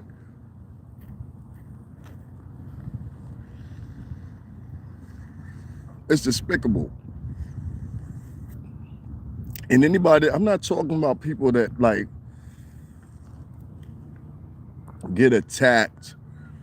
Like there's workers and stuff like that get attacked on MTA, right? We're not talking about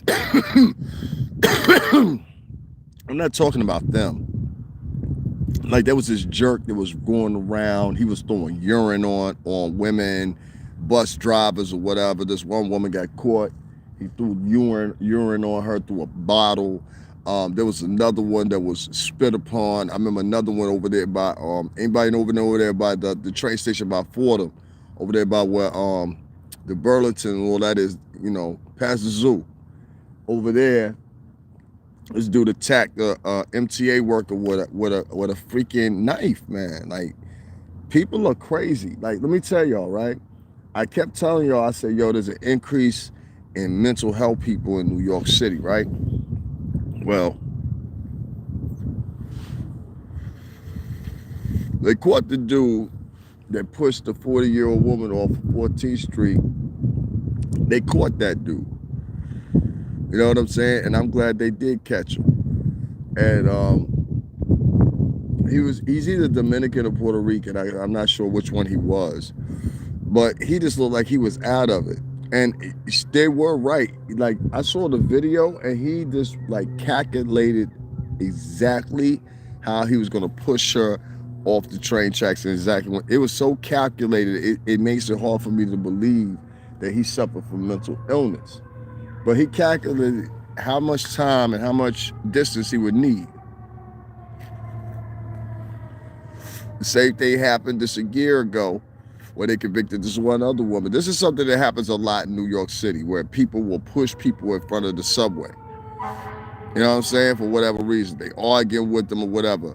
Just a week before, maybe 2 weeks before that, we had the same incident happen. They was arguing, somebody got pushed on the subway, off the tracks. You know, like it's not something that's like unique. You know what I mean? I mean, it's unique every now and then. It happens a lot in New York. And ironically enough, it's happening to women. They had this other cat, same thing. They had him on video trying to rape a chick, and then as soon as the chick started filming, he stopped. But he was about to rape her right there in front of everybody. They caught him. This was just less than a month ago. New York has become a cesspool of mental health issues.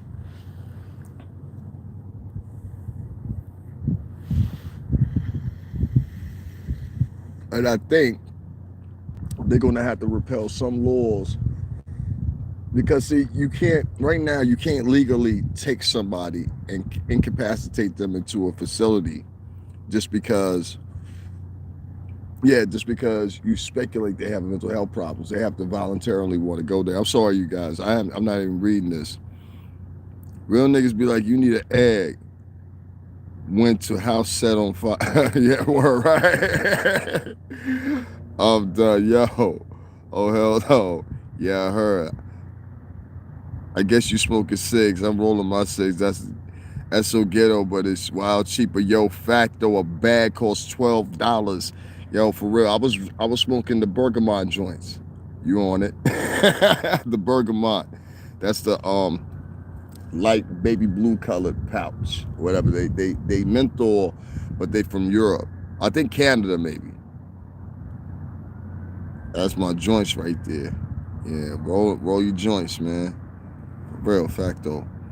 It seems like all the rappers that stick. I want to make your real love jealous. Yo, what kind of shit is that? I'm a sapiosexual. I need wisdom and knowledge to turn me on. Yeah, and see, I do that. If my man can't be attracted to me on it, yeah, I read all that. Yeah, I mean, like, Facto, I want to make sure I'm reading y'all stuff. I'm sorry. Like, this page, let me make y'all understand. Like, when I'm sitting here and I'm like filming and talking live, and the way the page is set up, the comments don't stay on there. They fade away, and unless I touch the screen, I don't see them. So I don't want y'all to think that I'm ignoring y'all. Think I'm just forgetting. Oh yeah, there's comments there, but I'm getting to them. Hey, Donnie, what's going on? Yeah, and if you type something in, I'll definitely see it. And V Devils, don't say that shit is ghetto. Fuck them. Like, it's how you do it. You know what I'm saying? I hate when somebody be like, oh, that's ghetto. What's ghetto? The same rules apply if you're on a ship. The same rules apply if you were in the wilderness. The same rules apply and the same measure would be taken if you was in a tundra. And even worse. You know what I'm saying? There are people that have subjected themselves to cannibalism. There's a movie about it. There's been 4 movies written about it, in fact.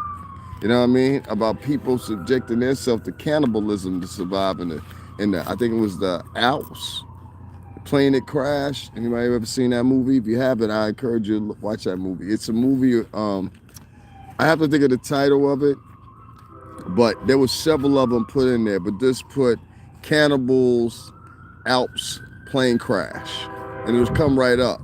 You know what I mean? And I think it happened in I think it was Spain. I think it was Spain. I want to say Spain, but I'm not exactly sure. But I think it was Spain. And that's where the plane crashed. And after they hadn't been found for like 2 weeks or whatever, people had started dying or whatever, and they resorted to cannibalism to survive.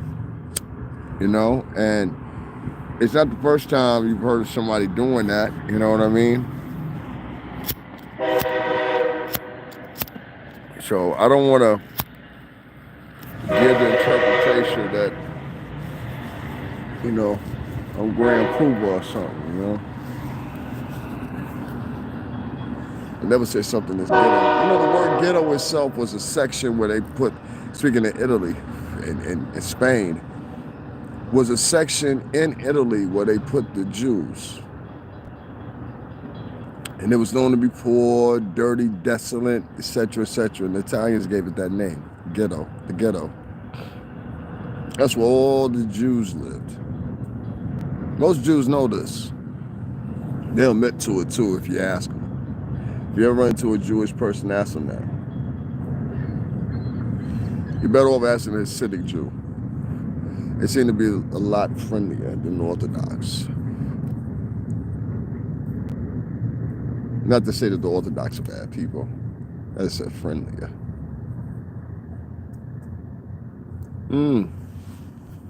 It's an interesting approach.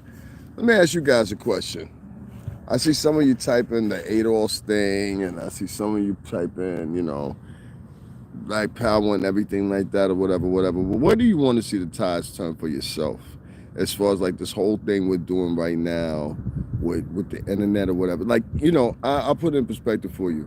We are now about to embark on the next 10 years of our journey officially as of January the 1st or December 31st.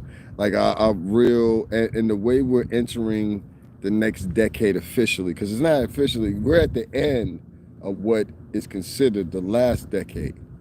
You know what I'm saying? This is actually the end of the last decade. Now this is a continuation of the next decade that's coming in 2021. That's the actual start of it. You know what I mean? You cannot put a marker at the 10-year point without doing so. That's not mathematically possible. You know what I mean? In fact, you're taking a whole entire year from a motherfucker. You know what I'm saying? 2021 is leading into a new period of time.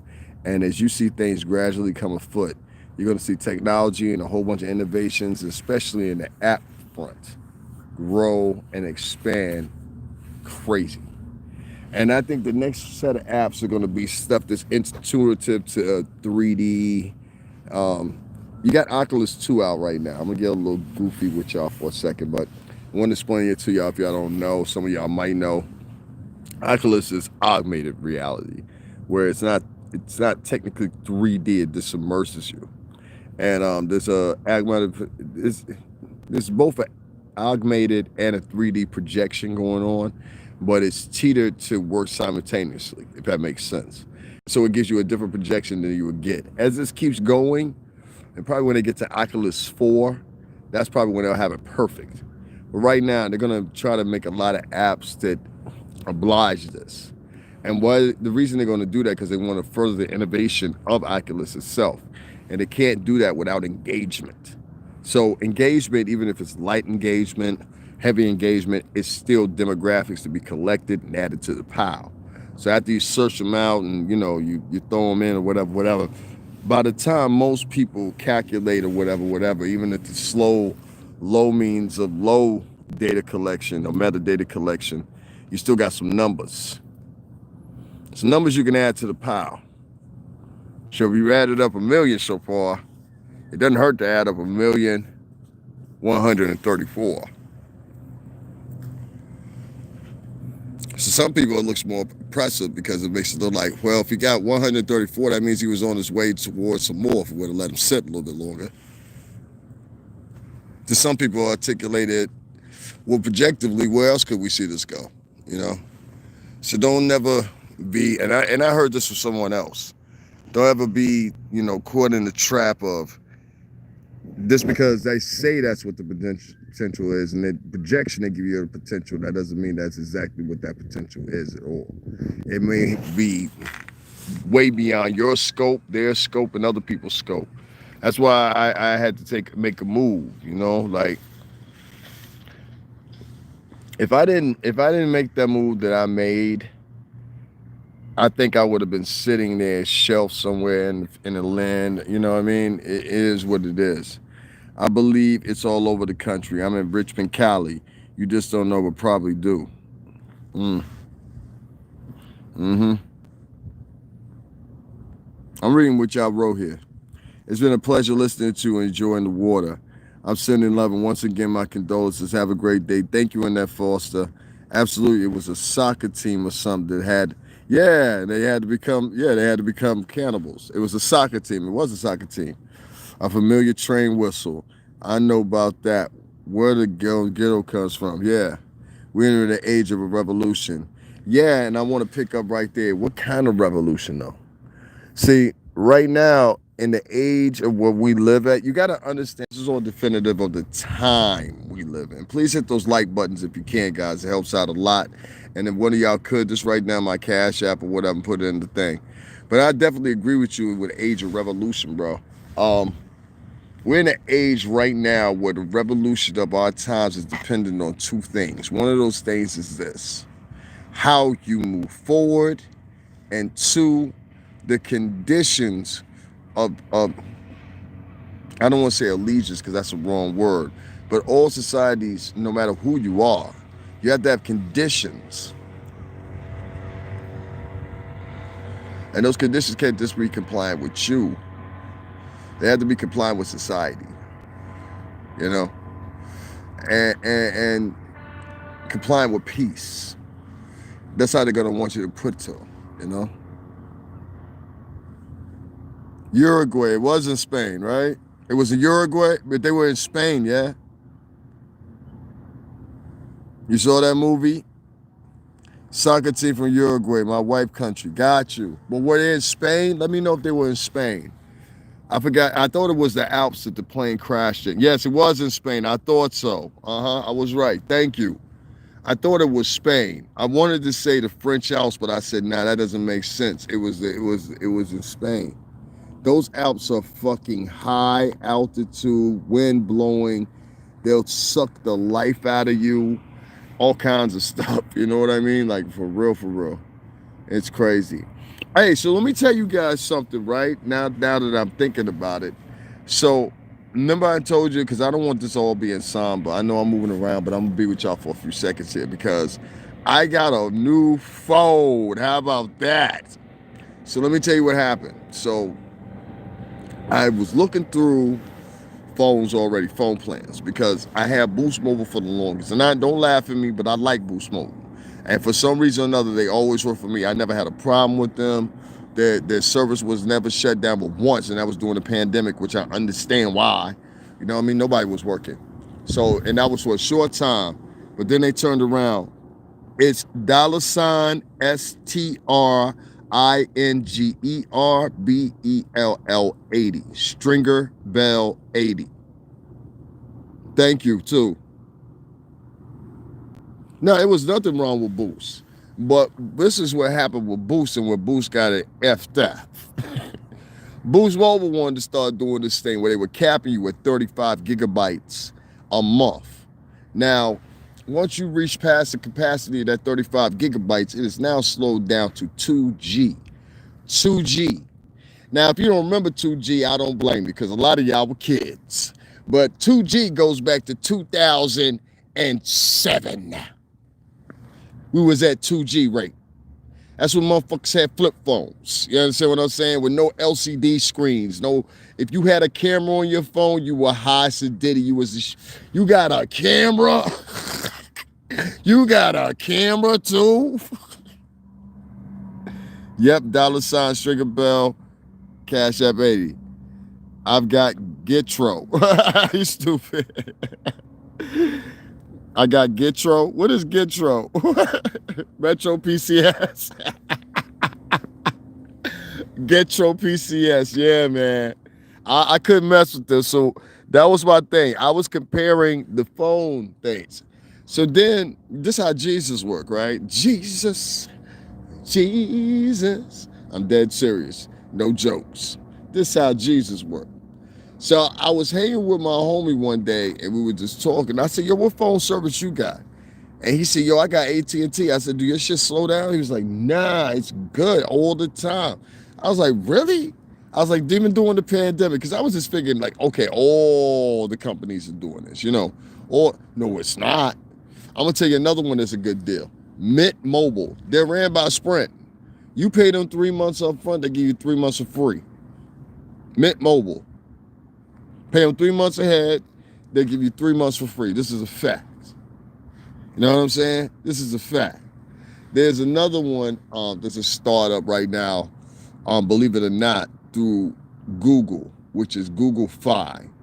And it's in its production mode now, but I haven't been hearing the best reviews from it, nor have I been hearing the best reviews from, I think it's another phone company that, what's the name, started this. They're depending on digital signals. You know what I'm saying? Fiber optics is a thing of the past. So they're depending on digital signals. And I don't know if you guys know this or not, but most of the conduency for lines and electricity and especially telecommunications are actually in the ocean. They're not in outer space. No, see, the shit that's in outer space has more to do with what you watch. You know what I'm saying? It has nothing to do with, and the transmission of what you're watching to multiple outlets across the world, that's what it's for. And for FCC regulation and monitoring. But for the most part, and you know, I encourage you to go look this up, most of your telecommunications and communications, mass media wise anyway, whether it be sonar, whether it be, and I learned this crap in college, but sonar, whether it be, you know, et cetera, et cetera, et cetera, the conduency is on the ocean floor, most of it. The setups for it. Folks could call Metro Ghetto Phone out here, hence Gitro. Don't know if I spelled that right. I don't have an iPhone. I don't have an iPhone either. I didn't want to take on the responsibility, first of all, of a $600, $700 phone. Let's start there. I didn't want to take on the responsibility. I think it was worthless to do something like that. I think it was silly like that. And I think it's like, if you take out the line of credit for a $1,000 phone, then you might as well take out a line of credit for a $1,000 fucking credit card. Because if you do that, you'll have more than that with that. Like, you go with $1,000 on a credit card, G, you're gonna get more than that. You're gonna be blessed.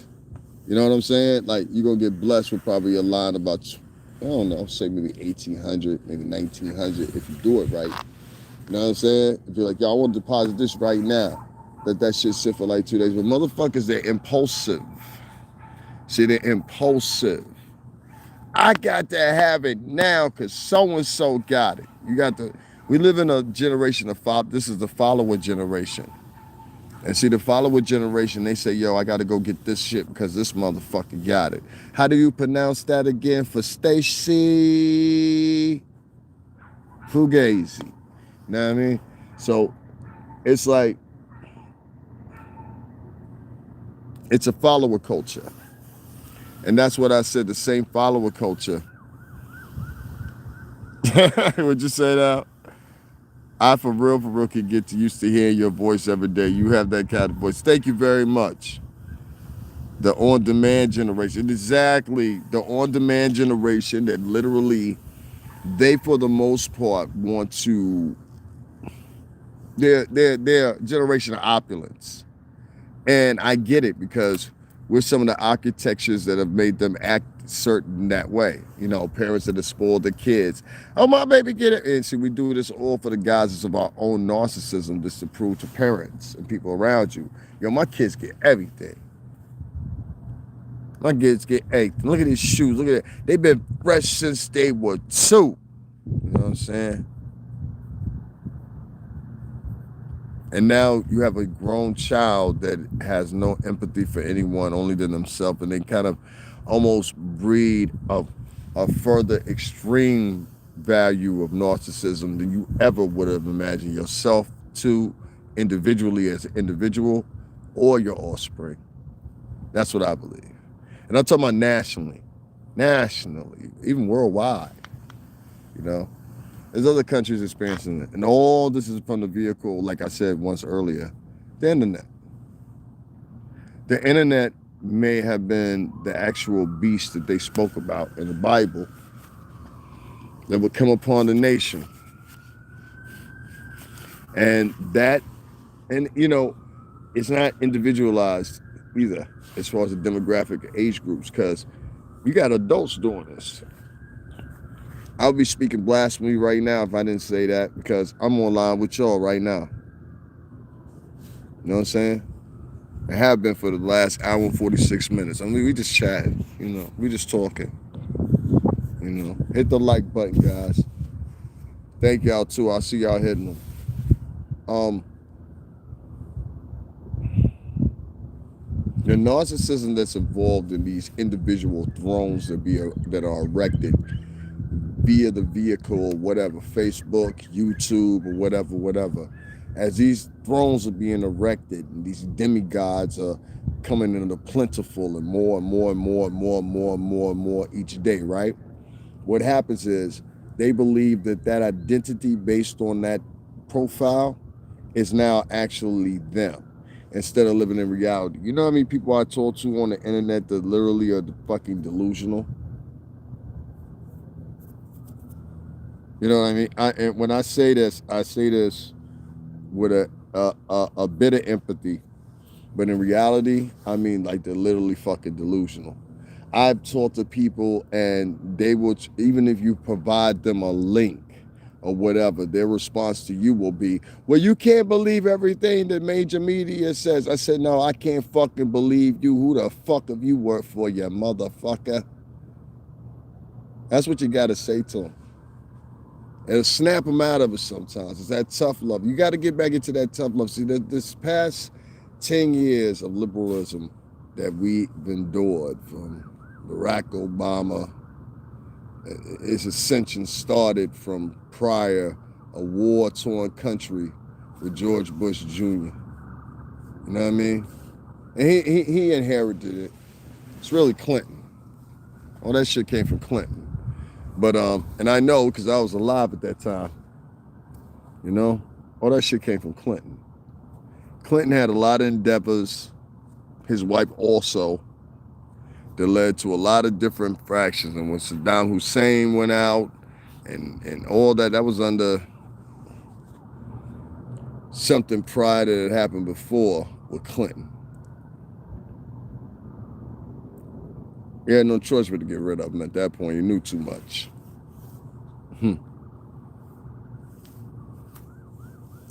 I just tuned in. I'm Portia. I'm on the demand generation.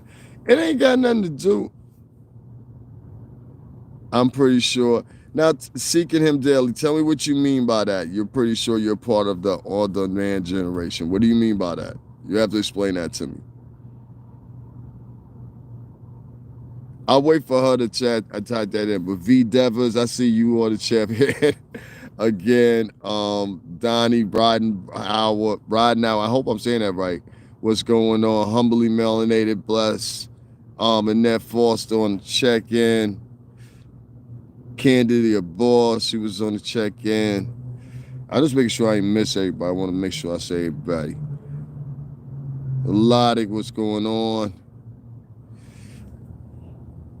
I love this. I have my same people come back. Yeah, y'all been on it right now. Sharika, what's going on, Sharika? Angel Dickinson, bless. Y'all had a long conversation right there. Michi, what's going on? Michi Booker on the check-in. I like her. Sandra Mendoza, como tu tá? She's pretty. Star Pepper, what's going on? Telly Muse, what's going on? Cheryl Smith, what's going on? All right, I'm making sure I speak to everybody in the chat, man. Hey, Brenda D, how you doing? All right, what's going on? Thank you. Let me get my finger out the way. I got this new case. So let me finish telling you about my new phone. Let me tell you what had happened. What had happened was, so I ended up going up there. Thank you, Mishi. Ended up going up there, and I talked to him. I said, look, I've been with these fuckers for I don't know how long. I do a lot of blogging and stuff like that on YouTube. I need to fit. Now, I remember my man was telling me, he was like, yo, the AT&T is the move. I'm like, all right, cool. So I go over there, not anticipating what's going to happen, whatever. I said, listen, I need a plan. I need it prepaid. I need something to work out. He said, yo, you just happen to be in luck. We having a special this week. I said, son of a bitch. The lies you tell. Correct mundo. All right, cool. What we doing? What we got, Scott? So Scott takes me on over to this other brother, and it's a young brother, and I'm glad I got that brother. His name is Dakota. Shout out to Dakota. You know what I'm saying? I talked to him, and I told him, ultimately, listen, kid, you need, and I even pointed him to Marcus Brown, who's on YouTube, who's one of the was noted as the biggest tech, I want to get it right, biggest tech blogger on YouTube. And he's a young black kid. Well, he's not a young kid anymore. He's like 26 now, but he's been doing it since he was 13. You know, reviewing products, reviewing different electronic items, and this, the way he has, just deconstructing and unpacking the actual, you know, packages himself, whether they be phones or whatever the case may be. He does an excellent job of it and executing it. So, you know, shout out to Marcus Brown. I will share a link in the community section again. Y'all need to check out the community section. I'll be having a whole bunch of stuff in there from my girl, Danica Marie. Y'all go check her out. She has a lot to say, especially fellas. She giving y'all game. I have a whole bunch in there from Corey Holcomb. Make sure y'all go check out Craig Smith, 5150 also. You know, I miss that right now. Not being able to go to Salsa con Fuego and not being able to go to Caroline's and all that, you know. That's why y'all see them pictures with me and Mark Curry and a couple of the comedians or whatever that came through, whatever, that I had an excellent time. Corey Holcomb, I went to his show. I'll throw some more pictures of that. I went to Corey Holcomb twice, you know what I mean? And it's just as funny.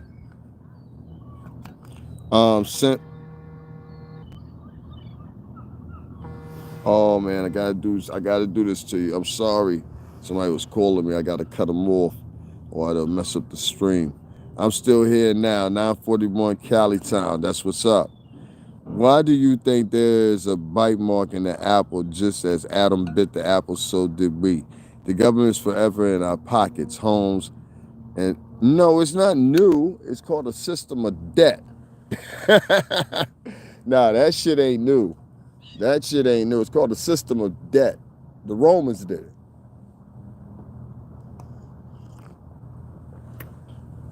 The moment the intervention of taxes came into play,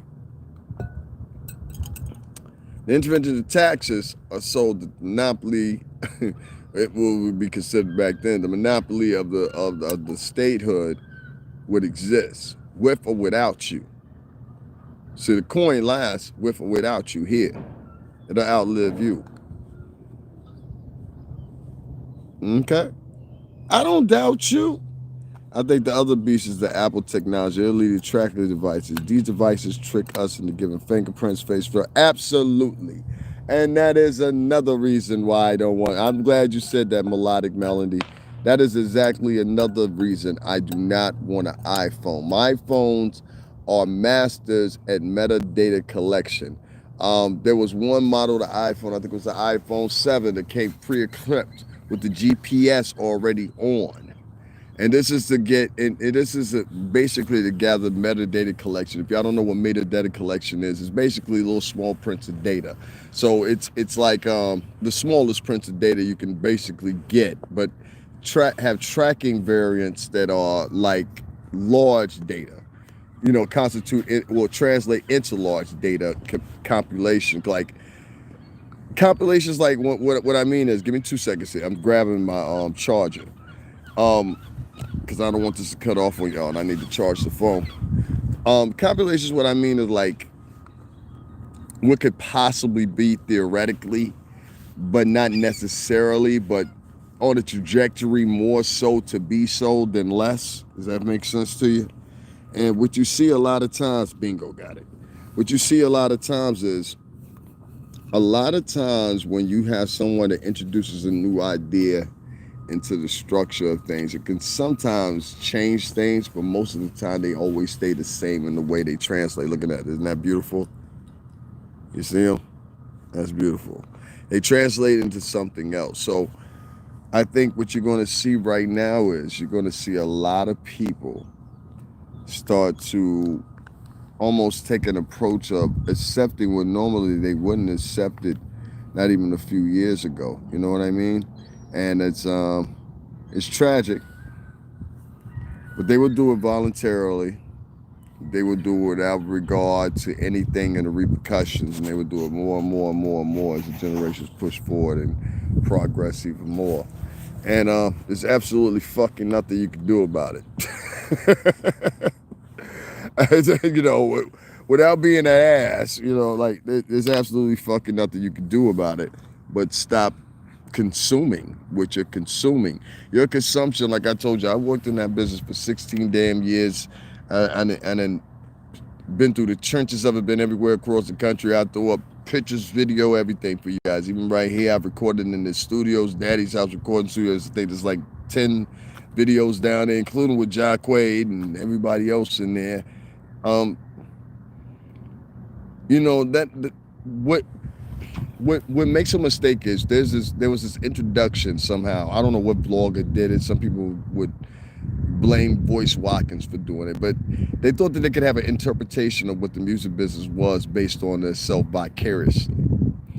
And what it made the mistake was they was able to interject that into the minds of other people, where they started thinking vicariously and started making basically guesses. But unless it's someone like myself or someone like Dame Dash or someone like Sean Prez or someone like, even I say this fucker, Bone Ferguson, and this other people that have definitely had a historical point, an historical moment in hip hop, and multiple ones. You know, we were there when the shooting happened. Well, we weren't there, but we were there through the whole trial, went to the courthouse, and everything with Puff. You know what I'm saying? I was around when the situation happened with Nas and Steve Stout. That was our era, you know, all the way moving up into, you know, 2015 and, you know, I mean, still beyond, even to here now in 2020, well, beginning of 2020, so that got shut down, our recording space, but, you know, that's in the past. And so now I have another one. You know, what do you guys think about me being on TikTok? Answer that question for me. I'm interested in that because right now I'm looking for my what's the name, but I want to know that, and that hey fucker, that slows things down for me. Just enough in a second to look for the chord. I'm looking for a chord. I'm chord hunting right now. All right, y'all forgive me, but if I don't have this one chord, shit is all fucked up. And I can't charge this phone, and I don't know how that happened. And do you guys know I have this little phone gimbal thing that I never use, and I'm gonna start using it more often. I have this little phone gimbal thing that I picked up. Like, I'm a master of finding things. Toy. I found it, guys. I'm a master of finding things at places like 99-cent stores, and shit. I think New York kind of teaches you this, and like literally, you be like, yo, I'm fucking starving. Ain't yo nothing. And like one of your Dominican neighbors or like one of your Jamaican neighbors or something like that. But yes, mom, I'm gonna eat big tonight. Now I'm see what I did. So he'll go and they'll get like things of tuna in the can and turn that into something, and now you're hooked on this shit and you're eating it at a rapid pace and shit. Heartbeats going up. You fucking getting a coronary next week. You know what I mean? You ain't worked out in years.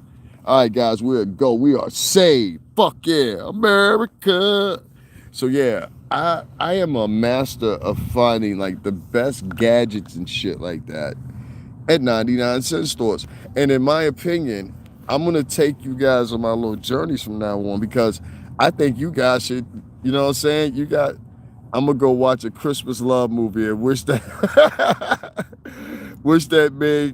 wish two main characters was you and me, Candy your boss. Candy your boss, I hope you're a woman and you ain't the dude in here with that bull. But blessings. And get a picture. You scaring us. Read my previous message. I want to read this. Is there any what? Is there any parents of young children? Please be careful of the TikTok app. The Chinese own it. They saw your info down on facial recognition. Yeah, see, that's that's why I was asking that. I was like, what do people think? Shit. I was like, what do people think about that TikTok app? I'm sorry about that. I had a bee just land on my jacket. I was like, oh shit, no, not right now. No. You know what I mean? No. I'm gonna have to hit that back. But I'm gonna have to hit you back, homie. Jesus Christ. I got a friend calling me and I'm live right now. I want to turn it off. As soon as I answer the phone call, what happens is this thing ends. Yeah, so many people are telling me to get on TikTok, and I'm like, I don't want to get on TikTok.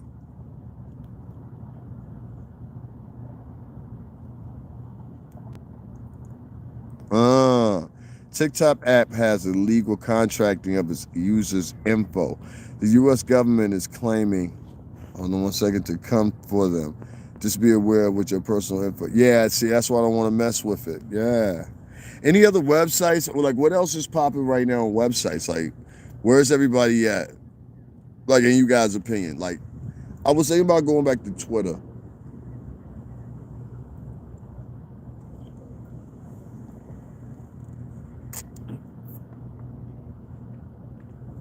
Yeah, I'm fucking scared of Candy too. I don't know. Candy's like meow meow meow meow meow meow. You know what I mean? Candy might be a cougar or a panther. I spoke to them Panthers of the day. Them Panthers is out here right now. The Panthers is like, how bad you really want that PS4? No. PS5. How bad you really want that PS5? No. Come over here and get back to this wolf for Jay. That cougar and panther. You know what I'm saying? I'm going to say a cougar's anywhere between like 35, 40. Nah, I'm going to say like 40 through 50. What we going to say? 40 through 55. That could be a possible cougar. But like, once you pass 55 and you still out here slinging for Jay, at that point you a panther. You know what I'm saying? And the Panthers is out here. Hey, motherfuck Boost. Fuck Boost Mobile. Candy. Oh, straight up, MF Boost Mobile. Finish off my little story. I ended up asking them if they had a prepaid plan. He said, yeah, they had a deal for me. The deal is expired. So luckily, it only had one more day. But contractually, I still fall under that agreement. And so I was lucky enough not only to trade my phone in and get a substantial amount off, because my phone was still a very new phone, but the problem was my phone was wrong. Android phones come out so frequently that, like, you know what I'm saying, there's a variant of them. Like the S20, I think there's like 6 variants of that fucking phone now. You know what I mean? So I ended up getting the Samsung Galaxy, was A71. which I previously had the 20. Now, it's an uptick with this. Is so crazy. Like, the cameras on the phone are crazy. I got to do the settings right here. What up, Robbie Blue? I got to do the settings right here and fix them up. Yeah, you said laughing my ass off, 2G. Yo, you better read the contractual agreement, and then when you do read it, come back and holler at me. That should say 2G. Call them right now today. They're gonna say 2G. 2G. That was back in 2007. What's going on, Sandra? ¿Cómo tú estás? Oh, Sandra, and you cute too, Sandra. You in a BX? You in the X, Sandra? I gotta fuck with Sandra. Sandra, you. Sandra, let me tell you something, right? And I mean this so respectfully. You might be one of them cougars we talking about. She said, ya tú sabes. Claro. All right. Yeah. Sandra might be one of them cougars we talking about. Sandra kick you out, boys. Be like, all right, gracias, papa. Gracias, papa. For real. Gotta go, papa. I like Sandra. Facto. Shout out to Sandra. I don't want to bring all attention to you like that. I'm sorry, Mom, but respect. Heavily melanated. What's going on, sis? Yo, man. You know what song that needs to be redone? Ice Cream. Remember that joint by Wu-Tang Clan? Remember that? Yeah, that song need to be redone. Only fellas gonna get what I'm saying right now. Only the fellas gonna get what I'm saying right now, but you gonna get it and you can't get it.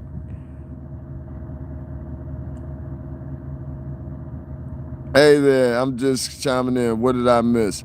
Nothing, LaDon, what's going on? LaDon, one of my friends died in the Bronx last night.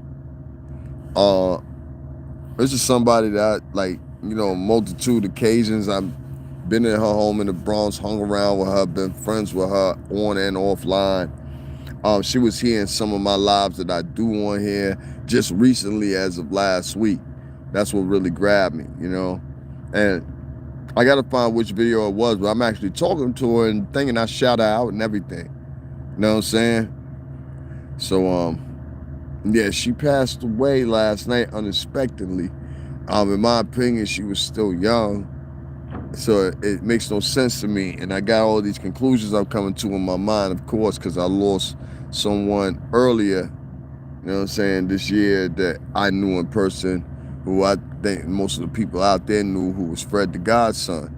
So, that took a shock to me too, because I just a couple days, not even 2 days prior to that, asked the person that would know the best, who was one of those brothers.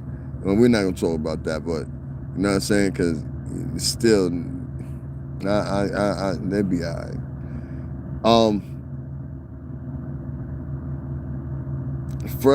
Fred, the multitude of times I've been around Fred, it was always good vibes, so that shocked me. And I just asked, I said, yo, how Fred doing? And he's like, he all right, he good. And then like 2 days later, you see it on the paper, I saw it on the internet. You know what I mean? Fred the Godson that passed. So R.I.P. to him. BX, what up? 2 and the 4, we different, but still the same.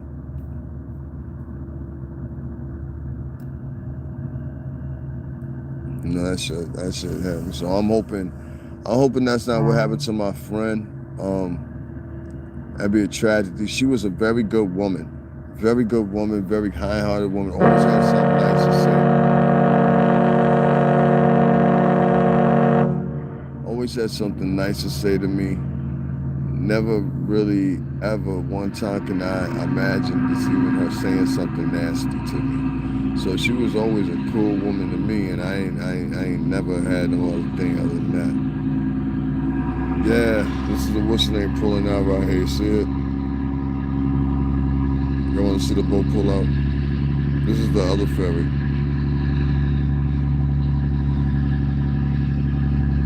I gotta figure out how these lenses work and everything like that. I literally have like mad dumb lenses on this phone. So now I have 100 gigabytes of data versus 35 gigabytes of data. And that's what happened, end of the story. And I have a beautiful phone, beautiful new phone with 64 megapixel camera, which is crazy. Yeah. He said, you're going to have to teach us some Spanish so we know what's going on. Sandra. ¿De hablas aquí? Where she at? Sandra. Ah, esa tipo, I'm scared her off. I didn't scare her off. What the fuck? Oye, mujer. Oye, mujer. Said Dominican. Oye, mujer. Oye, mujer. Ven pa' acá, Ibarra. Dominican shit. That should be crazy. That's how they talk. Some Dominican guys, that's how they talk to their women. And they, hola, Ibarra. Ven pa' acá. Yeah, man. Yeah, it's crazy. It's crazy, man. You know, I'm laughing, I'm joking, I'm cracking jokes and everything like that, but at the same time, I'm still like, you know what I mean? I'm pimp for words because I can't really express how I feel, you know? And there she is. It's hard, man. It really is, you know? Like, the holidays is coming up. I haven't seen her since last year because of this whole pandemic thing. See, she has grandbabies. And so the grandbabies were in the house with her. And like, you know, I can understand that. We're going to get the baby sick. So she wasn't having no company, no nothing, you know. And so I haven't seen her physically since last year. And I'm talking to her, man, I talk to her every day. Like I said, she used to be on here. This as recently as a week ago. In the chat. I just gotta find out which one of the lives it is, but it's one of the recent lives. I'll make sure I cap that. But she was in the chat. I was like, oh, what up, Snap? Da, da, da, da. You know, that's my fucking girl, man. And my partner, he's really ripped about it. So, you know, that's my dog right there. My brother, really. But, yeah, I don't know, man. Got me thinking all kinds of different ways, you know. You gotta cherish who your friends are, though. Oh, yeah, it's beautiful here, see? You gotta cherish who your friends are, though.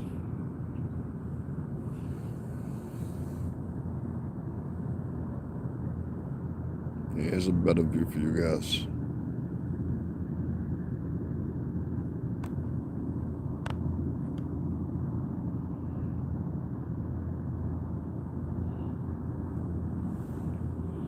Facts.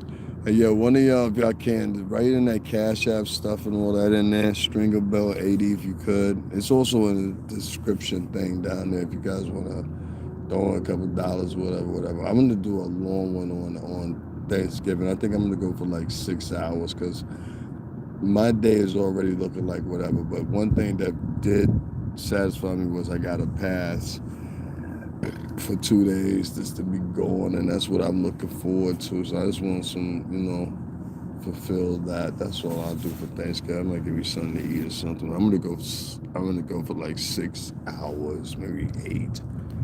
Just do a spring-a-thon. It's so long. We're gonna talk about everything.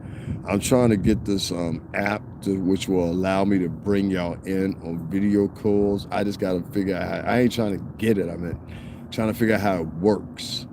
And so I'll be able to bring you guys in on video calls so you actually guys can be here and y'all can talk to me on video calls or whatever. So that'll serve purpose as being in line. You know what I mean?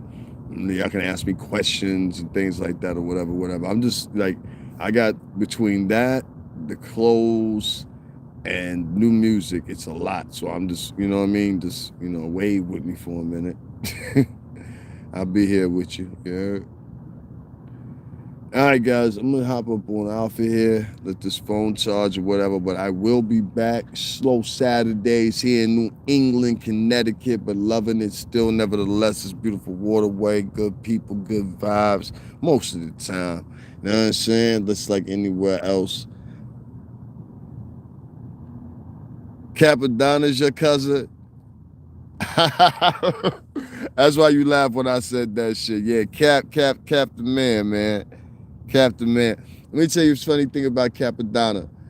I don't know if you remember it or not, but I met Capadonna at Club Exit. I think it was in the 50s. It's somewhere in the 50s. It was either 51st or 53rd. I think it was 51st Street and 11th Avenue. But I met Capadonna in there at the Notorious video shoot. That was for Big. That's where I met him at.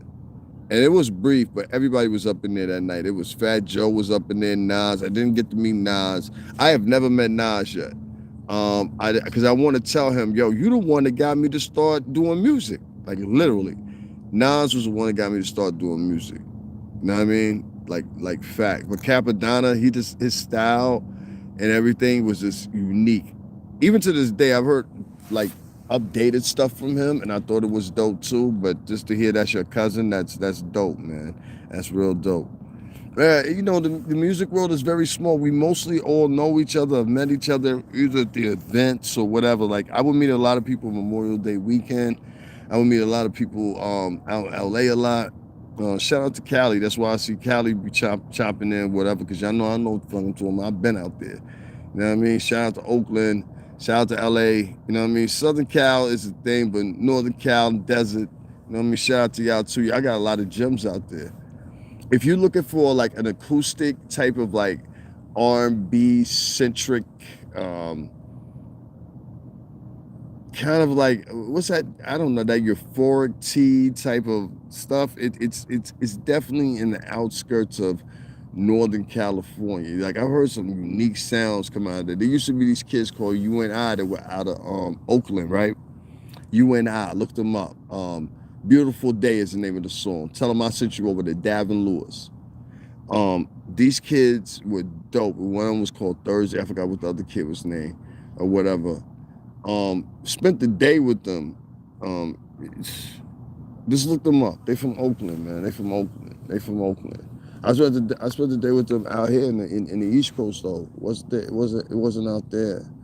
So that's definitely something to check out, man. Hey, I want to see some more of the waterway. I'm just trying to hold this up for a minute, because I got to stand up. So give me a second, guys.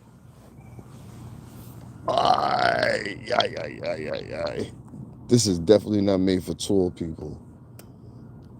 That's gonna have to be my fucking invention one day, right? After I do these damn shipping container homes, I think that's gonna be my next thing, like making fucking shit for tall guys. Like Jesus Christ! Like anything we sit on is any tall guys in here. Thank you again, V. Devers. So thank you for your loss. Yo, if you're tall and you're in here, oh my fucking God, like.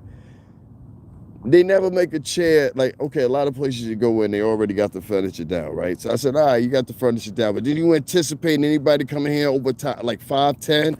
Now they still doing this thing where they near and doing like, oh, well, the average person is about anywhere between 5'10", 5. No, the average person is not doing what we're in fucking the Hobbit Village. Like, the fuck out of here. These motherfuckers, and then they want you to sit there. I said, I don't want to sit here. What the fuck I want to sit here for? Fuck you and your steak. I'll take it to go, though. You know? Yeah, these motherfuckers. You gotta watch these damn businesses. They do all kinds of shit. That's, you know, that Grubhub stuff is a fucking joke. You order some goddamn hamburgers from Wendy's or something. They got everybody on there, don't you know? You order some hamburgers from Wendy's or some shit like that, right? They normally cost you like $5 a drive through. Now the shit's like fucking $15.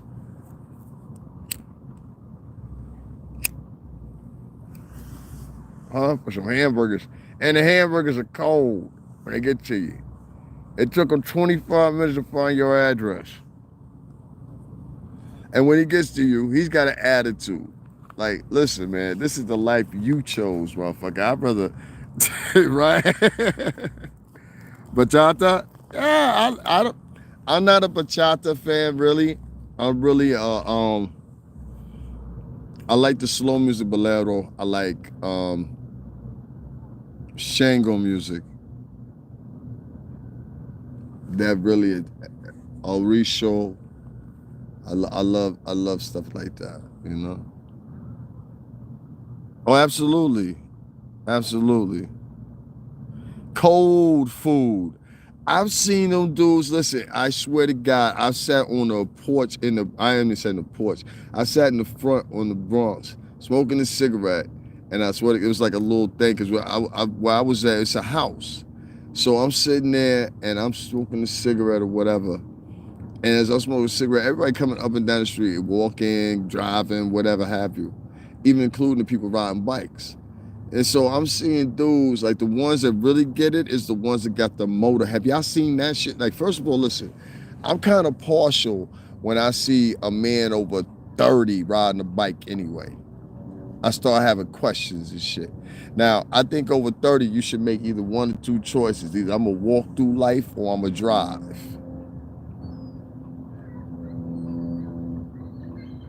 Or I'm going to do both. You know what I'm saying? There's those possibilities too. But I'm not riding no motherfucking bike. That's just my personal opinion, whatever. You look like a fucking grown ass fucking fifth grader. You know what I mean? I'm not doing that. So, yeah, and if you're exercising, that's a different thing. I know people that get their exercising in on that, but I'm talking about you riding professionally a bike. You know what I'm saying? But these motherfuckers done got motors in the back of them and everything now. So now they got, hey, Patrice. So now they got motors in the back of these motherfuckers. All right. So I saw my first homie with a motor in the back of his bike. You know what I'm saying? His bike. This dude was been 40-something years old. You know what I'm saying? You know exactly what I'm talking about if you live in a BX, Sandra. Yo, I ain't trying to even be funny. I ain't trying to hold you. These Mexican niggas got the fucking advantage on this game when it comes to this shit. Thank you so much, man. That's right. $ Stringer Bell 80, man. I appreciate it, y'all. You know what I'm saying? For real. Because I know I'm going to have to head down to town for a minute. And I got a couple other things I got to get to. Like, I had spent a couple dollars, man, because I had to get a couple things. You know what I'm saying? Deodorant, soap, shit like that, man. Like, fuck that. I need all that shit. I have a big sense of humor. I can take jokes. I know that, son. Just stop. I'm just saying the Mexican niggas, they really run that game as far as the food delivery in the BX. I don't give a fuck what nobody say. Mexican, not North, not Dominican guy, no. It's the Mexican niggas. You know what I'm saying? What's going on, Donnie? I don't trust them because of them eating people's food, picking off their customers' fries is not for me. I like to cook my own. Yeah, I don't like fucking with that shit. I don't see anybody feel comfortable with that. Because you don't get to say delivery guy every time anyway. You know what I mean? So chances are you're going to get a different delivery guy. You know what I mean? He might be hungry that night. Say, yo, I'm going to fuck with that shit. I'm going to fuck with that shit. I did the Postmates thing, right? I did the Postmates thing. My man had put me on to it. I signed up for it. They had me an order from Benihana's. I delivered 2 orders. They had an order from Benihana's, right? So the order was way up on like 96th Street, but the spot for the what's the name was on 55th, but the difference is it was on the east side. You understand what I'm saying? Anybody know New York? Thank you. Anybody know New York? No, that's a ride. You know what I mean? Like that's a ride that's gonna take you probably like about, I don't know, a good 40 minutes or something like that. So by the time I got over there, you know what I'm saying? I'm all the way on the east side now, and I got this Benihana, you know what I'm saying, for 55th Street, you know what I'm saying? And I'm over there with it, and like the people is calling, so now the people from the app hitting me up. Food has not been delivered yet, da. When I get over there, the people say, yo, we're straight, we don't want it. We ordered from somewhere else. So I'm like, all right. So yo, I had this big smorgasbord of stuff from freaking Benihana. I had like their like, I don't know what you call it there, what's the name, steaks, little things. I had salad, I had all kinds of shit. And like, honestly, truthfully, from 2 seconds in the microwave, this shit was the same way it was when he got it, you know what I'm saying? Man, I took all that shit home. And that was the last day I worked for Postmates. They called me and terminated me because I missed that one day. I said, well, that's all right. I made my money back, and that's all I needed. Let me move on. This ain't for me. You know what I'm saying? Like, I'm a firm believer in shit like that. You know what I mean? Sometimes you just gotta move on. I haven't ate there in a long time either. That was what, 2 years ago, maybe? Yeah, when I signed up for that Postmates joint. My man had told me, but he's like, yo, you signed up for the Postmates thing. I was like, all right, let me try it. Yeah, that shit was chuck. They used to send you like, and you could deny the orders, but the thing is, if you deny the orders that they want to give you, then it starts slowing you down. You know what I'm saying?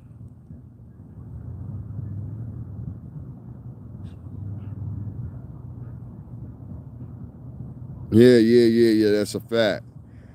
If you do order, ask them. She said, if you do order, oh shit. If you do order, ask them to staple your bags together in the request box. I did it once when I had no choice to order. Huh? Yeah. Yeah, the Benihana joint right there on 55th. It's right at the corner of 55th, and I think I was going into 8th Avenue right there. I believe so. You know what I'm saying? It's more closer to 8th Avenue than anything. Yeah. Mm-hmm. Shit crazy, man. No matter of fact, that's 6th Avenue, excuse me. 6th Avenue. Mm-hmm. And then it merges down, turns into between 6 and 7. Yeah. You get down by Madison Square Garden. And all that right there. Oh, man. Can y'all tell I miss New York? I do. I miss New York so bad. I like where I'm at, but I can't live here. I'll never have no wife here. I'll never be happy here. I'll never be able to progress here. There's a certain amount of the white population here that does not see fit to see its black population economically empowered by any degree whatsoever. If they do see that, what would happen is you would automatically have a badge of people somewhere, some fray or somehow or another that will rise up and be able to do certain things. And then based off of certain actions, they try to correlate them always with a certain group set forth of people around here. So it's kind of crazy, man. But I'm so looking forward to getting the hell out of here, man. I even hear people from here say they're going to leave. Isn't that crazy? I don't look too tired today, do I? I'll do a little bit better there. I hope so. All right, guys, I'm going to end this one. I probably still look tired, don't I? Or do I? I look tired. Do I look rested? I can tell when I look tired. When I look tired, I always have this look on my face like I'm like, yeah, you know what I mean? But when I'm like rested, yeah, different machine. I'm cooling though. Y'all hear that song playing in the background? It's the sound of blackness. I remember that song. Be optimistic. I remember that song. Oye, pero thank you, mama. I'm multitasking. I got you. Yes. Never ordered that any place to deliver food. Maybe pizza last year. I ain't ordering shit. You look a little fatigued. Yeah, I am hungry right now. That's what it is. I know it's wrong. Yeah, I'm just hungry. Be optimistic. As long as you keep your head to the sky. Be optimistic. As long as you keep your head to the sky. You see that?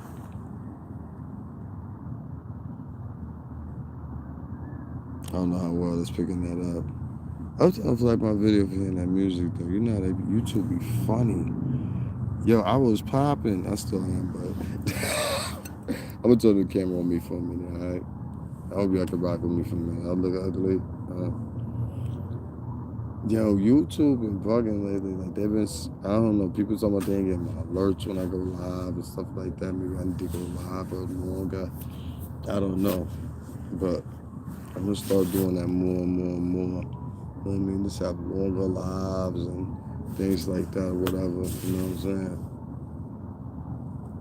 I don't know, man. Whatever we talking about, I like talking with y'all. I like rocking with y'all. Y'all cool. Like y'all don't spend no chuck at me. You know what I mean? Then she don't take care of the people. Nah, yeah, man, they don't. Thank you. I got this one last year too. Let me tell you, I had like these joints ain't that expensive. Well, I got them, man. So don't let me fool. But I had like 3 of these. I think I got this one. I got a beige one, and I got a black one. You know, and I think I might have a blue one too. But at the time they were on sale, so I was like, let me. It was like fall going. I mean, excuse me. It was like winter going into summer. If that makes sense. So where I went to, I grabbed each one of a color for like just a couple of dollars. You know, I'm a master at buying shit cheap and then like formulating it together. That's why I was speaking earlier in this joint about Groovy Lou, which is one of Puff's stylists for years now. And in all respect, probably Puff friend. You know what I mean? But yeah, Groovy Lou, definitely, man. I respect that. 110%. You know? It's a beautiful day out here today. Weird thing is, I ain't felt like this in North Beach in a long time. I love being out here, though. Love being out here. Be optimistic. I want to see the boat some more. Let me show y'all the boat some more.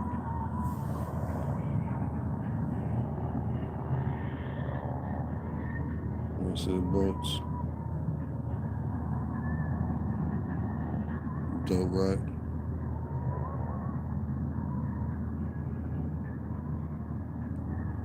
Peace, Steph. I hope you make it to the gates of heaven. I know you will. Don't worry. We'll always look after Chris and the other two as much as we can. But for me, especially Chris, she's gonna need it. I gotta get in a better position so I can help my friends.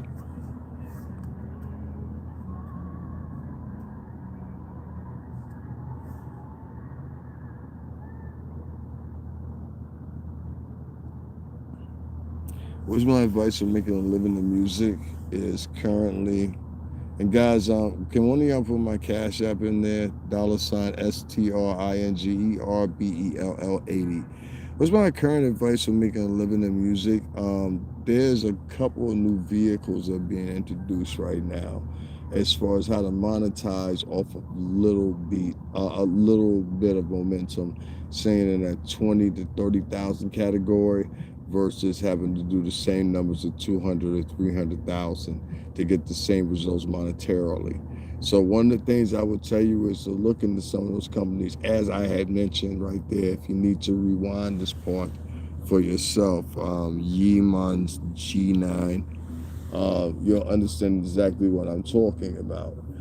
These new companies that are coming up and sparking the new horizon of what you're going to call the music market, it's now depictive on basically what your monetary return is depicting on your success. Where before it was about imagery, about depicting on your success.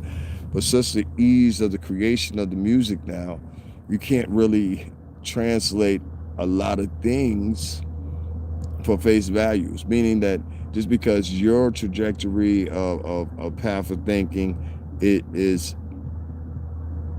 Now I'm not hiding that. I'm about to turn it back around. Cash App is there. Yeah, $STRINGERBELL80. Yeah, if y'all could hit that up, I appreciate it. I got to go do some things, man. Momentarily, just still keep working on this. Go get the fuck up out of here. You know what I mean? So $STRINGERBELL80. Appreciate y'all. But yeah, man. I mean, like, news game is now about soul solitary monetarism, like being able to actually monetize off each and every endeavor that you have your music involved in. You know what I mean? Y'all please hit those like buttons if you could. I appreciate it. So whether that be t-shirts, whatever the case may be, just properly monetizing everything as much as you possibly can. And I think the other direction of what a music business is what I mentioned in an earlier video, which is I think that the music business is going to subside on its own, especially based off what I just mentioned to you with these companies that are emerging that are allowing, and they're supported by markets that were out there that really, and record company execs especially, that really, because they're the ones that are holders of the if you want to say the publishing rights for a lot of these songs that are hits, the companies are. So they'll put in the majority of what they want to hear as priority first. That's your hits from a Jennifer Lopez, your hits from Luther Vandross or whoever, Michael Jackson, whoever. And what they'll do is they'll prioritize those right there because those are long-standing hits. They'll keep going. But when you compare it to an artist, say like a Lil whoever, you're not going to get those same results with historical-wise. Not at the numbers of Michael Jackson. You'll get some numbers, but not the numbers of Michael Jackson, not the numbers of Stevie Wonder, none of them. If you look, there's a batch, and this is not just an assumption, there is a batch of information that's collected every year via two outlets. One of them's collected from Rolling Stone, the other one's collected by Forbes. And it will tell you, in fact, within this whole thing, not only how much each artist is individually worth, as everybody likes to find that out or whatever, then they do their own second individual list of the largest rappers, secondly, but it's in that first report. But they'll also show you whose concerts ranked the most money in for that prior year. So take a look at Madonna, take a look at the Rolling Stones, and then put that against your best rappers. I think one of the best examples of that was Kanye West this past year made more money than most rappers, and did last year too. He was the most paid. You understand? You got to understand the count system. So if I was saying you were surviving, I would look for a rapper that's coming up. I would definitely do that. I'm gonna put this video up for y'all. It's crazy. It's this kid in Brooklyn, right? There's this kid in Brooklyn.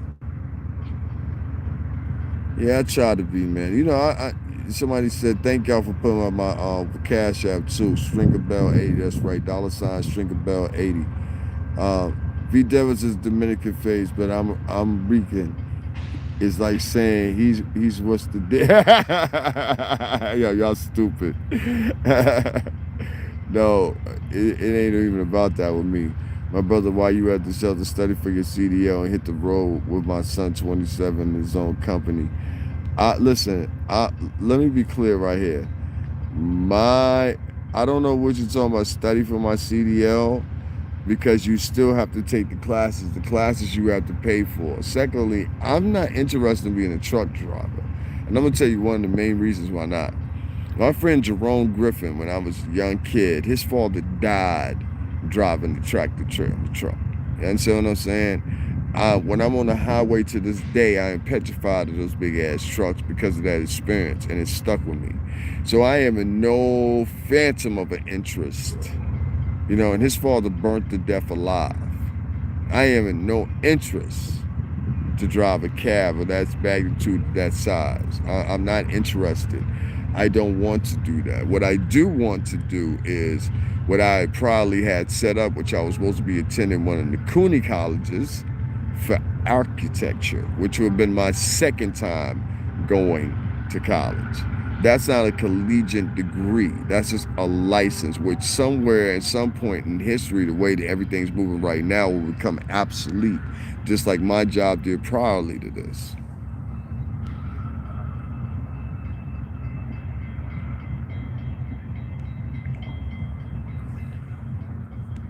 Okay, what else then? And many other indie distributors, I noticed they don't seem to report all sales. So they're lying about the count. I believe there's no real way to check.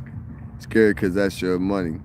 There's not any real way to check. I mean, you can go through and monitor a whole bunch of systems. A lawyer should be able to do that. He's going to have to introduce it as request. which the request themselves can take anywhere from a couple of weeks to a couple of days. It just depends on what type of lawyer you got. Um, if you got a lazy motherfucker that keeps records over there and says, "Hey, I don't feel like looking for it today," that could be a fucking drill, you know. So you got to have that season and spaced out right there, and then you got the other cocksuckers that will hinder you and try to slow you down just because. So you got to be, I don't know. I guess you got to be fast and think about both of them. I guess that's what I would say. It's going to be cold next week. I'm enjoying the day as well. Yeah, it's supposed to be cold here next week too. I'm not looking fucking forward to it. Do I think they lying about the count though? I think some outlets may. I think some outlets practicing it, but in the long run, I don't think that all of them are lying. I think there's ways you could lie, but I don't think all of them are lying. I think some of them actually report genuine data because as reputable as a company they are, reputation still goes so far. So, Apple, whether I like their phones or not, and their tracking issues and their metadata collections or whatever, they do produce a good radio station. They do have produced a good product, which was iTunes. You know what I'm saying? It was used worldwide. They shut it down because they wanted to, and they saw the same advantages everybody else saw. Everything was now going digital. And we're going to create the product so we can stream digital shit on our shit.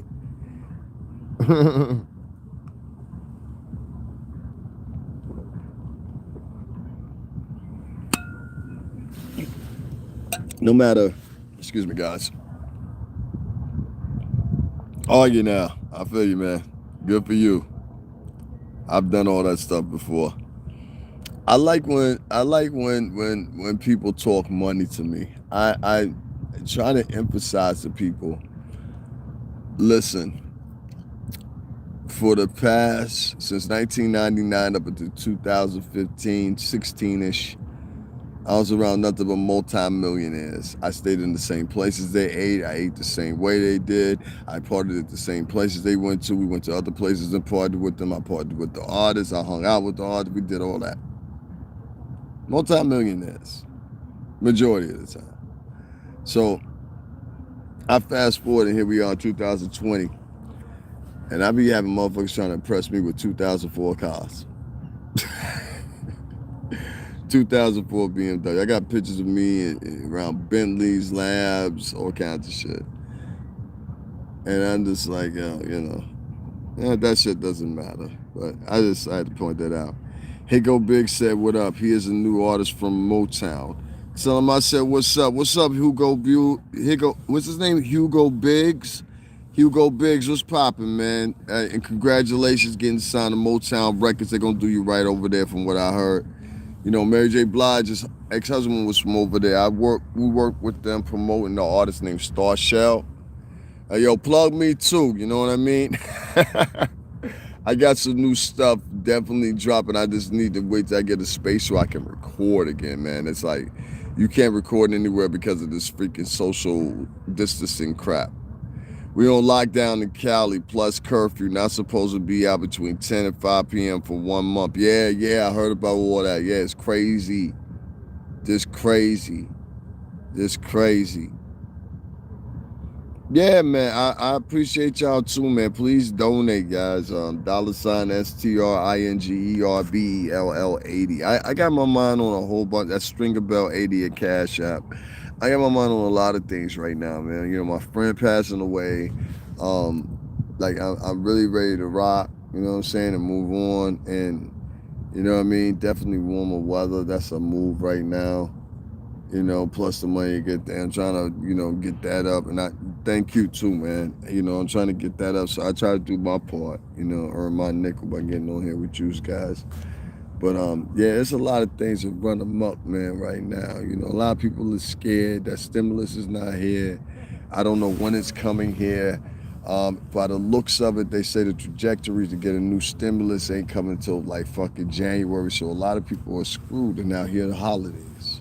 So a lot of people have kids and things like that, and I get it or whatever. So that's why I say I will have one day dedicated to that coming up on Thanksgiving Day, just dedicated to that. And I'm going to talk to you guys about a lot of things. And if you have any suggestions right now, let me know. Like, What are some topics that you guys would like to hear from me to have me talk about? Can you think of anything right now? And if you can, there's a lot of you on the chat, so somebody should be able to tell me. Somebody tell me what you want to hear about. Because, I touched on the thing with the Kemetic thing and the Israelites and all that stuff or whatever. And I wanted y'all to know, listen, I'm in tune with y'all with the Israelites and everything like that, and I respect it. I also wanted y'all to know that, you know what I'm saying, that like drop down, it's a pressure on right now in society to shush a lot of religion, especially Christianity. A lot of Christians worldwide are being prosecuted. I know y'all don't believe me, but a lot of these same Christians are actually African Christians as well. And they're being persecuted, murdered, mutilated, all kinds of stuff. Little girls, little boys, all that. Some of them be put to field, become soldiers, all kinds of stuff, And they ended up in France, they end up in Germany, they end up in a couple of places, but most importantly, they end up being killers. Children, There's this movie that's out, and I implore all you to go watch it if you can ever catch it. It's called Johnny Mad Dog. Don't watch Beasts of No Nation. I thought that was kind of sick. That was about General Rambo mostly. You can watch a documentary. You can watch a documentary on Vice about General Rambo. Just put in General Rambo Vice. Put a space General Rambo Africa Vice. And it'll come right up. You can watch a whole documentary. That's the man that's depicted in the actual movie. You know what I mean? So go check that out. Another thing that I want to implore all you to go watch, Johnny Mad Dog is a story of, I believe most of those kids were Ugandan, I believe they were. And it was French filmmakers. And these French filmmakers, because it's a French-speaking colony, former colony. So, most of its inhabitants, whether you know this or not, are from Europeans. So, the European influence in Africa is still there because many of its inhabitants, they speak French, some speak Spanish, some speak Portuguese, some speak Dutch, some speak German. And then for some people, I don't know, just beyond their moniker of what they call intelligent, which is basically basic, You're basic in the world of terrorism because the only thing you've done is show that you can keep up with us. You haven't actually offered anything. That's the difference between secular agreements socially. You come into our circumference, but you actually offered nothing. You just either kept up with us and kept your neck out to just show that you can keep up with us. But what do you actually have to offer as far as a friendship, right? And you'll find very seldomly you don't have to start deducting from that point on, But guys, the thing I want to see right now is myself get back in gear with this fucking architecture shit. These shipping container homes I've been trying to build for the past 2 years. We're gonna build it too. I'd rather build that than move into an apartment. I really would. What's your favorite piece of equipment beat making? Me, MPC or ARS-10? I was never a beat maker. I was actually an artist. So yeah, I wasn't a beat maker. My man Flames Flow, if you just hit my videos and scroll down, there's a whole bunch of videos of me in Daddy's House recording studio and somewhere else too. And I got a couple of other videos too of me in different studios throughout New York City, all premier, places. I mean, that was Puff Studio, I had Haitian Fresh, shout out to Haitian Fresh, walk in on my studio session one time after hearing my soul. I think it was the 24 Hours to Live joint, you know what I mean? So that was dope. That video's down below, so you'll be able to see all that. Shine Money XL for 50 cents to Campus in it. He nodded his head to my song, It was wavy, it's all facts, We make no chuck. No chuck. It took 2012 to now, and they paid folks $165 and $365 for a lawsuit. Yeah, man. Yeah, $165 and $365 lawsuit payment. I'm not even intrigued by suing anybody over there. Like, to be quite honest with you, it would be a waste. The money itself that you spend on lawyers for the case itself would outweigh what you get in any settlement. You know what I'm saying? I looked into it. Plus, the statute of limitations on it is limited to only under 6 years after said employment has been terminated.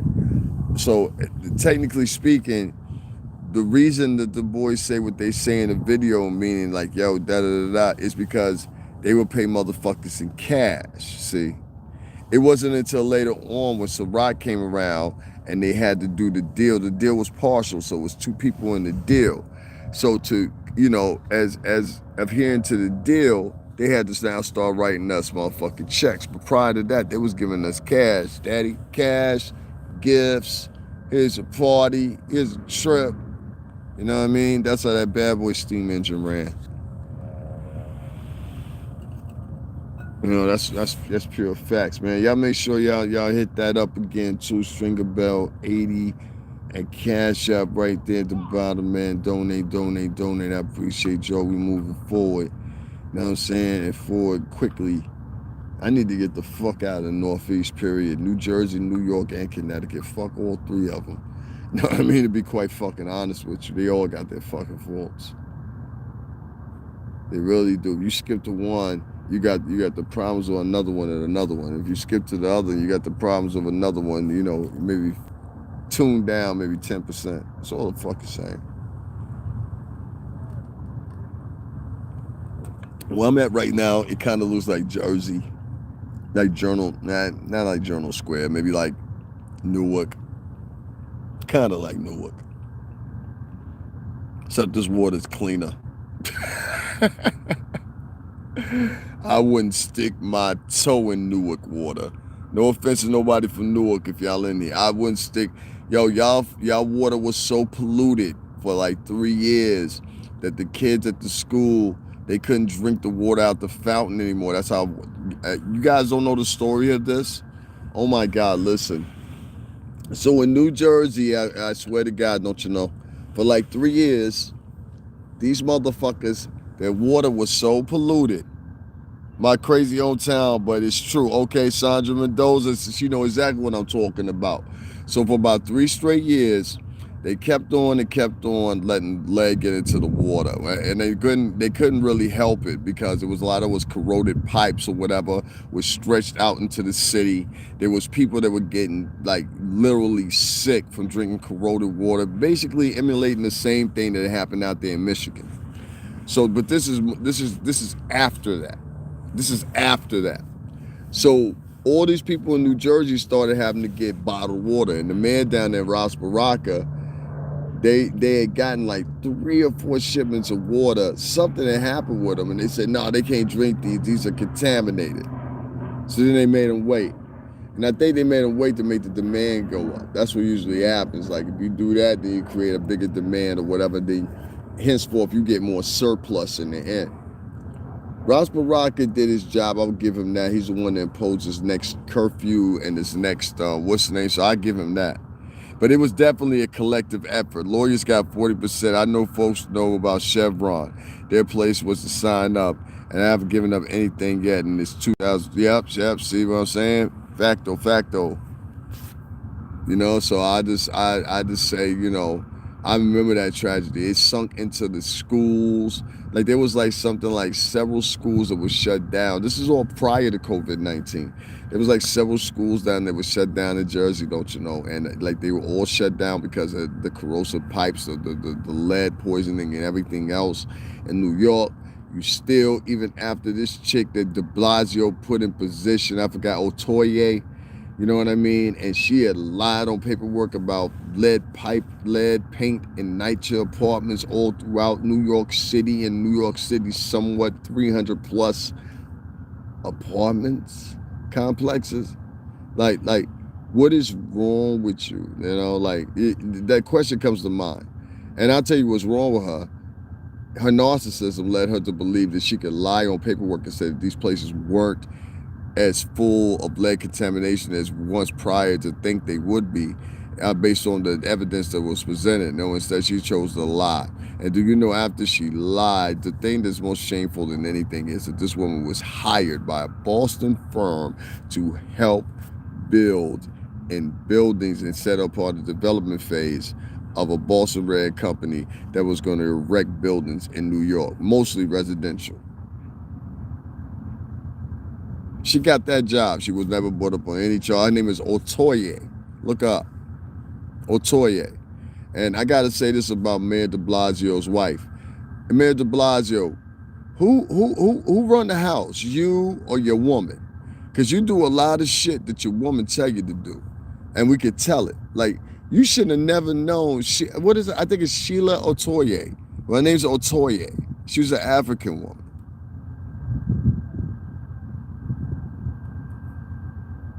Yeah. Health over wealth, you know. Back though, I got you. But, you know, like, it's just like, I don't know, man. I don't get it. Now we're after Otoye, and now we're talking about the same thing again. Now with the lead in the apartments once again, and this time it's in Queens. We find it in Brooklyn, you know. And I'm just like, yo, wow, like what's going on? Like, what part does this stop? So these kids have been, you know, it causes a lot of problems. It causes autism. It causes all kinds of breathing difficulties. And these are lifelong breathing difficulties. It causes a lot of things once exposed to this. So you're talking about mostly African American, Latino kids being exposed to this shit every day, and then you wonder why they're underperforming in school. It's because this little motherfucker crazy off lead poisoning, biatch.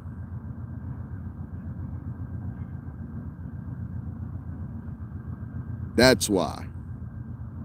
So when you ask your pompous ass question in a nasty octave and tone meant to basically disseminate and demonize the person that's rejecting and giving a plain, simple answer to a problem that was erected by the very same source that is now criticizing me, what would it make you think? I'm asking you. You know, you have to always pose that question to people, because sometimes people just don't understand unless they take themselves out of their own spectrum. That's another form of narcissism. And perceivably, a lot of people would think of it as maybe being a sociopath, or, you know what I mean, one of those. Yeah, it's crazy, man. It's crazy. But folks are getting paid slowly rather than my help, my work. You know, like, let me tell you something, man. I don't, you know, when I hop on here because I'm a full-time vlogger. That's what I do.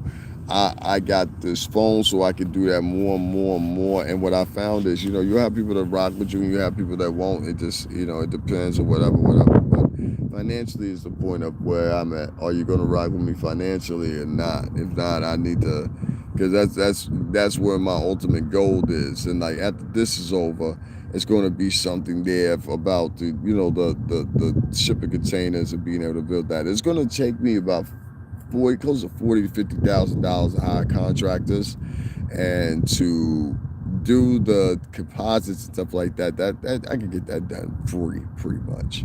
But materials, contractors, and the actual containers themselves, I want 3 of them because I want it to be a big place. I don't want to have to redo it later, anything like that. I wanted a nice, decent sized place for the drum, so I need 3 containers. And so all this together with prefab cuts and everything like that is about $50,000. So that's gonna be my main goal right there, is to get that done and achieved, like I've been talking about. But yeah, you're right. There's a lot of people online that's getting paid, and you know, it is what it is, man. But guys, my Whistling Cash App is right there in the description box. I'm going to get up off of here now, and I will be back later. Thank you guys. Like this, and share. And links are in the description if you guys please. You know what I mean? All right, later, guys.